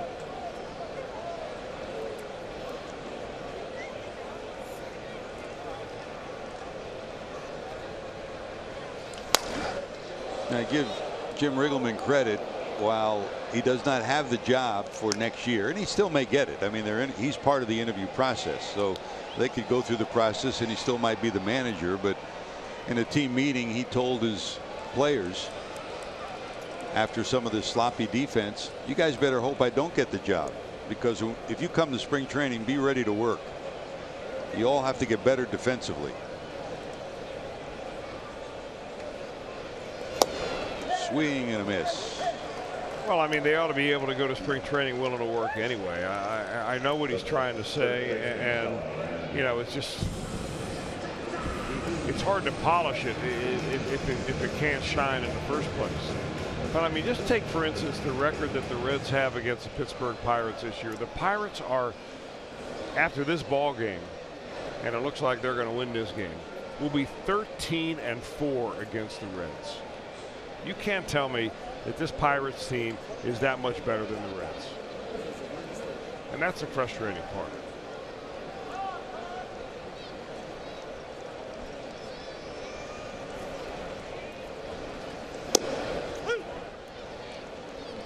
Reds 2-4 at home and 2-8 on the road against Pittsburgh coming in. And within the division, the Pirates have had as good a record as anybody in baseball within their division. They're 10 over 500, 41-31. Well, that's because they beat up on the Reds. And a lot of that has to do with the Reds. You're right. That's a base hit that will plate another run. So Colin Moran, after homering his last time up and coming up with a sacrifice fly, gets his third run batted in, and it's now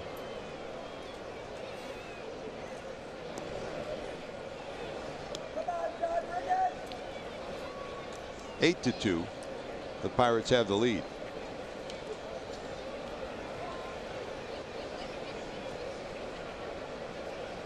And here's Kramer. Singled his last time up. 2 hits on the night and a run batted in.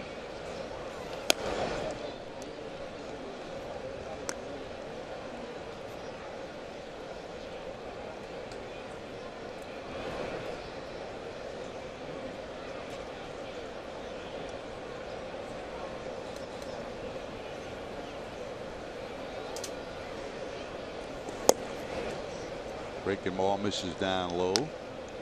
1 ball, 1 strike to Kramer, who flied out twice, singled in a run in the 6th, and then singled to right in the 8th.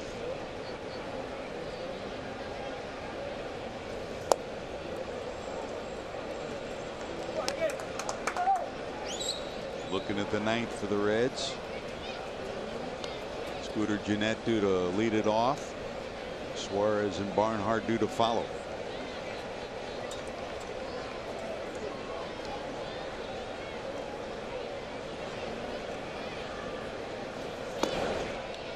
He got him, but the damage done. A walk and an error by the pitcher set the stage for the 8th run. 8-2, Pirates lead it going to the bottom of 9.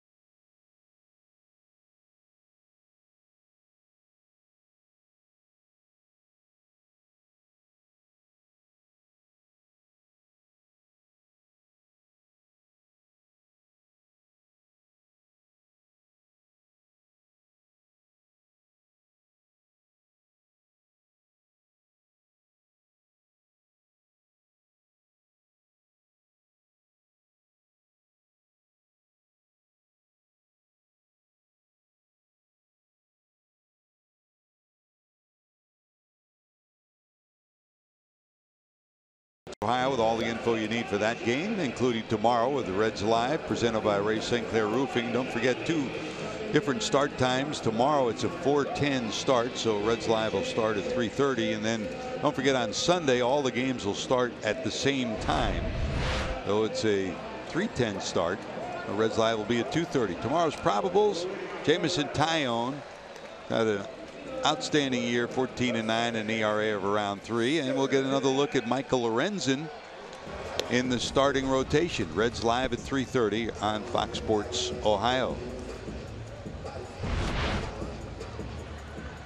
Dovydas Neverauskas will come in to pitch for the Pirates. If you joined us late, Nick Kingham went 3 2/3 innings, allowed 5 hits and 3 runs. After Kingham left, it was a bullpen game as the Pirates took charge of this one with 2 in the first, 1 in the fourth, 2 in the sixth, 2 in the eighth, and 1 in the ninth. They lead at 8-2. The only 2 Reds runs came on a 2-run home run for Eugenio Suarez, who's 2 for 4 on the night. Votto, 2 hits, 2 walks from a Reds offensive standpoint. Here's Scooter. Started the night at .313 and the league leading hitter at .321. Christian Yelich. For Scooter tonight, struck out, bounced out, bounced out, bounced out. 0 for 4.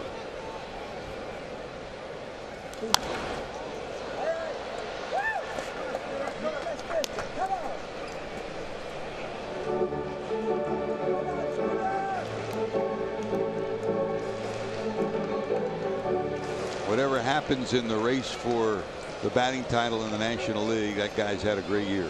I'll take his attitude any day. You're not kidding. He's not a part of the problem. He's part of the solution. In the dirt. Did that hit him? Nope.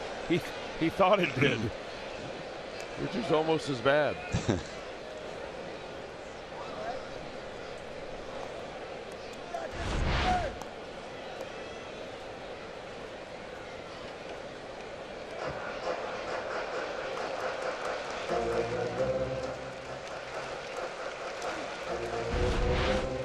Ball, 2 strikes to the Red second baseman. Suarez, who homered, due next, and then Barnhart.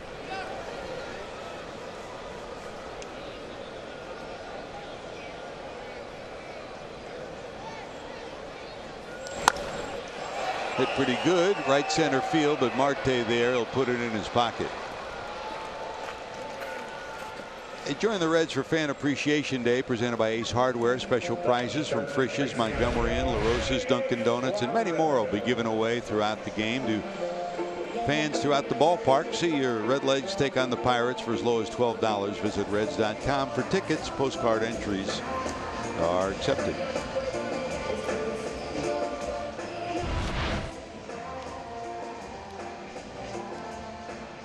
So 1 away in the ninth, and here comes Eugenio. Struck out looking first time up, drilled a homer to straightaway center to tie the game at 2 in the third. Fly to center and then single to left.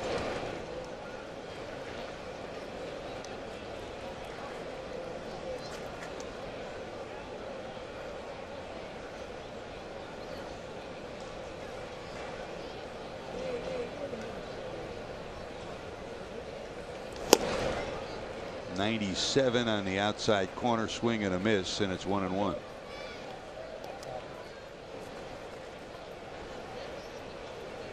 Neverauskas came back up from the minors the 1st of September when the rosters expanded. Had a good year in Indianapolis in 34 appearances. Here's a broken bat through into center field, and some life in the bat of Eugenio Suarez tonight. 3 hits, homer, 2 singles. That's a good sign.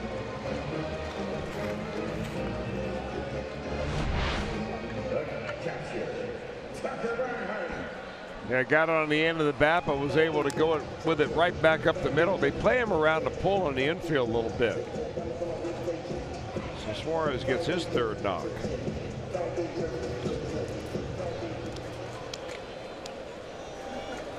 One out, one on, and here comes Barnhart.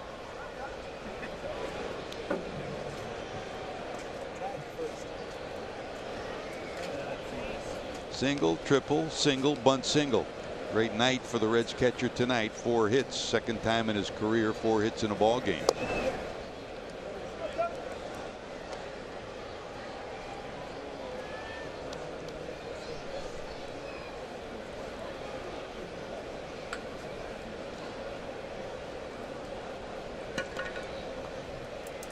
Bell play behind the runner. Suarez down at first. This one hit pretty good. Going back, looking up Frazier. That's going to be gone. Not a 4-hit night, a 5-hit night for Tucker Barnhart. So there is a smile on the scoreboard for the Reds catcher on this night. 3 singles, a triple, and this home run for Barnhart is 10th of the year. And the Reds have made it an 8-4 game. Give him a big hug, Gino. What a night for Barnhart. Boy, that ball sounded so good coming off his bat. Just a nice level swing. I mean, here's the same guy that laid down a bunt his last time against a shift. He goes right downstairs to get a sizzling fastball and launches it right out of here. Boy, you got to be really happy for Barnhart. Been a frustrating month, but not tonight. Big swing, big fly, and the Reds have their second 5-for-5 game of the year. Scooter had one back in May at Colorado, and Tucker a double shy of the cycle, which we've seen too often this year, but not from a Red.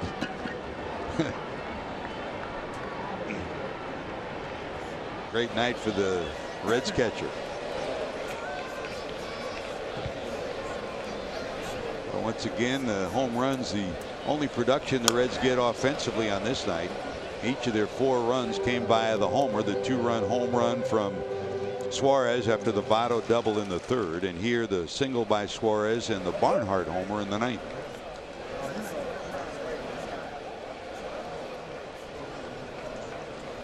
When you sit and look at the numbers, when this one is all over, the one that will jump out at you, the Reds trail 8-4. 13 left on base for the Reds on this night.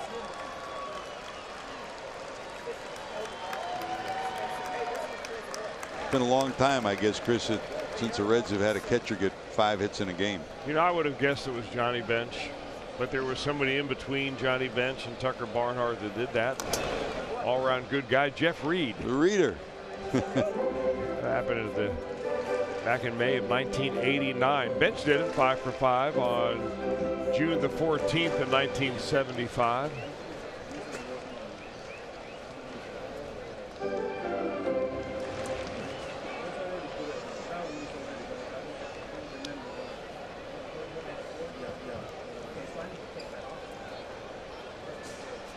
One ball, 2 strikes to Irvin.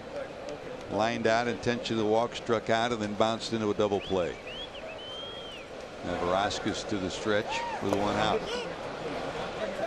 And Irvin is disposed of. Second out of the inning. Reds down to their final out. Batting for the Reds, number 30, Kurt Casale. There's Kurt Casale batting in the pitcher spot.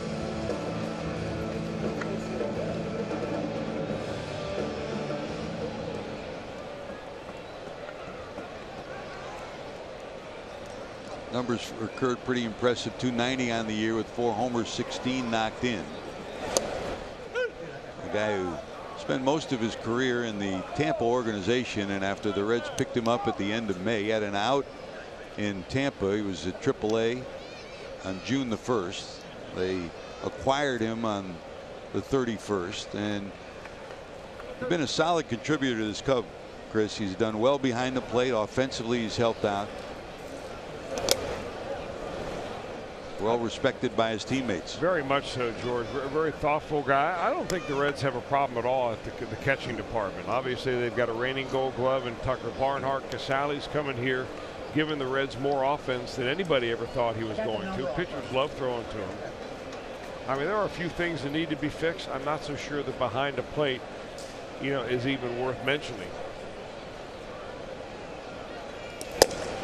Fastball on the outside corner at 97, 1-2.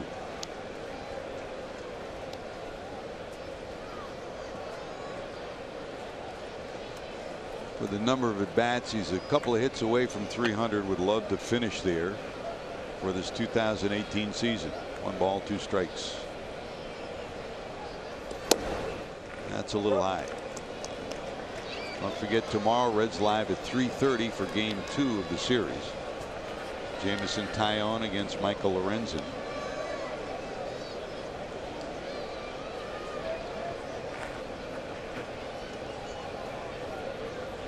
Sal Romano will start for the Reds on Sunday in that 3:10 game. Reds live at 2:30. And before the game, Clint Hurdle still wasn't sure. It would depend on how his bullpen went tonight, who might get the start on Sunday. Originally, it looked like it was going to be Chris Archer. In fact, Archer said he wanted to start. That's changed. He will not start.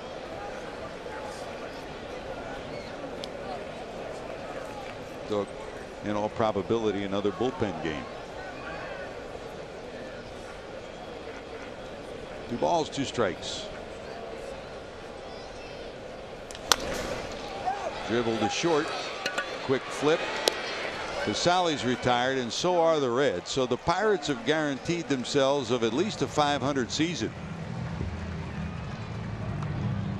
The numbers on this one, with Corey Dickerson starting it all with a double that gave the Pirates a 1-0 lead, and the Buccos winding up with an 8-4 victory.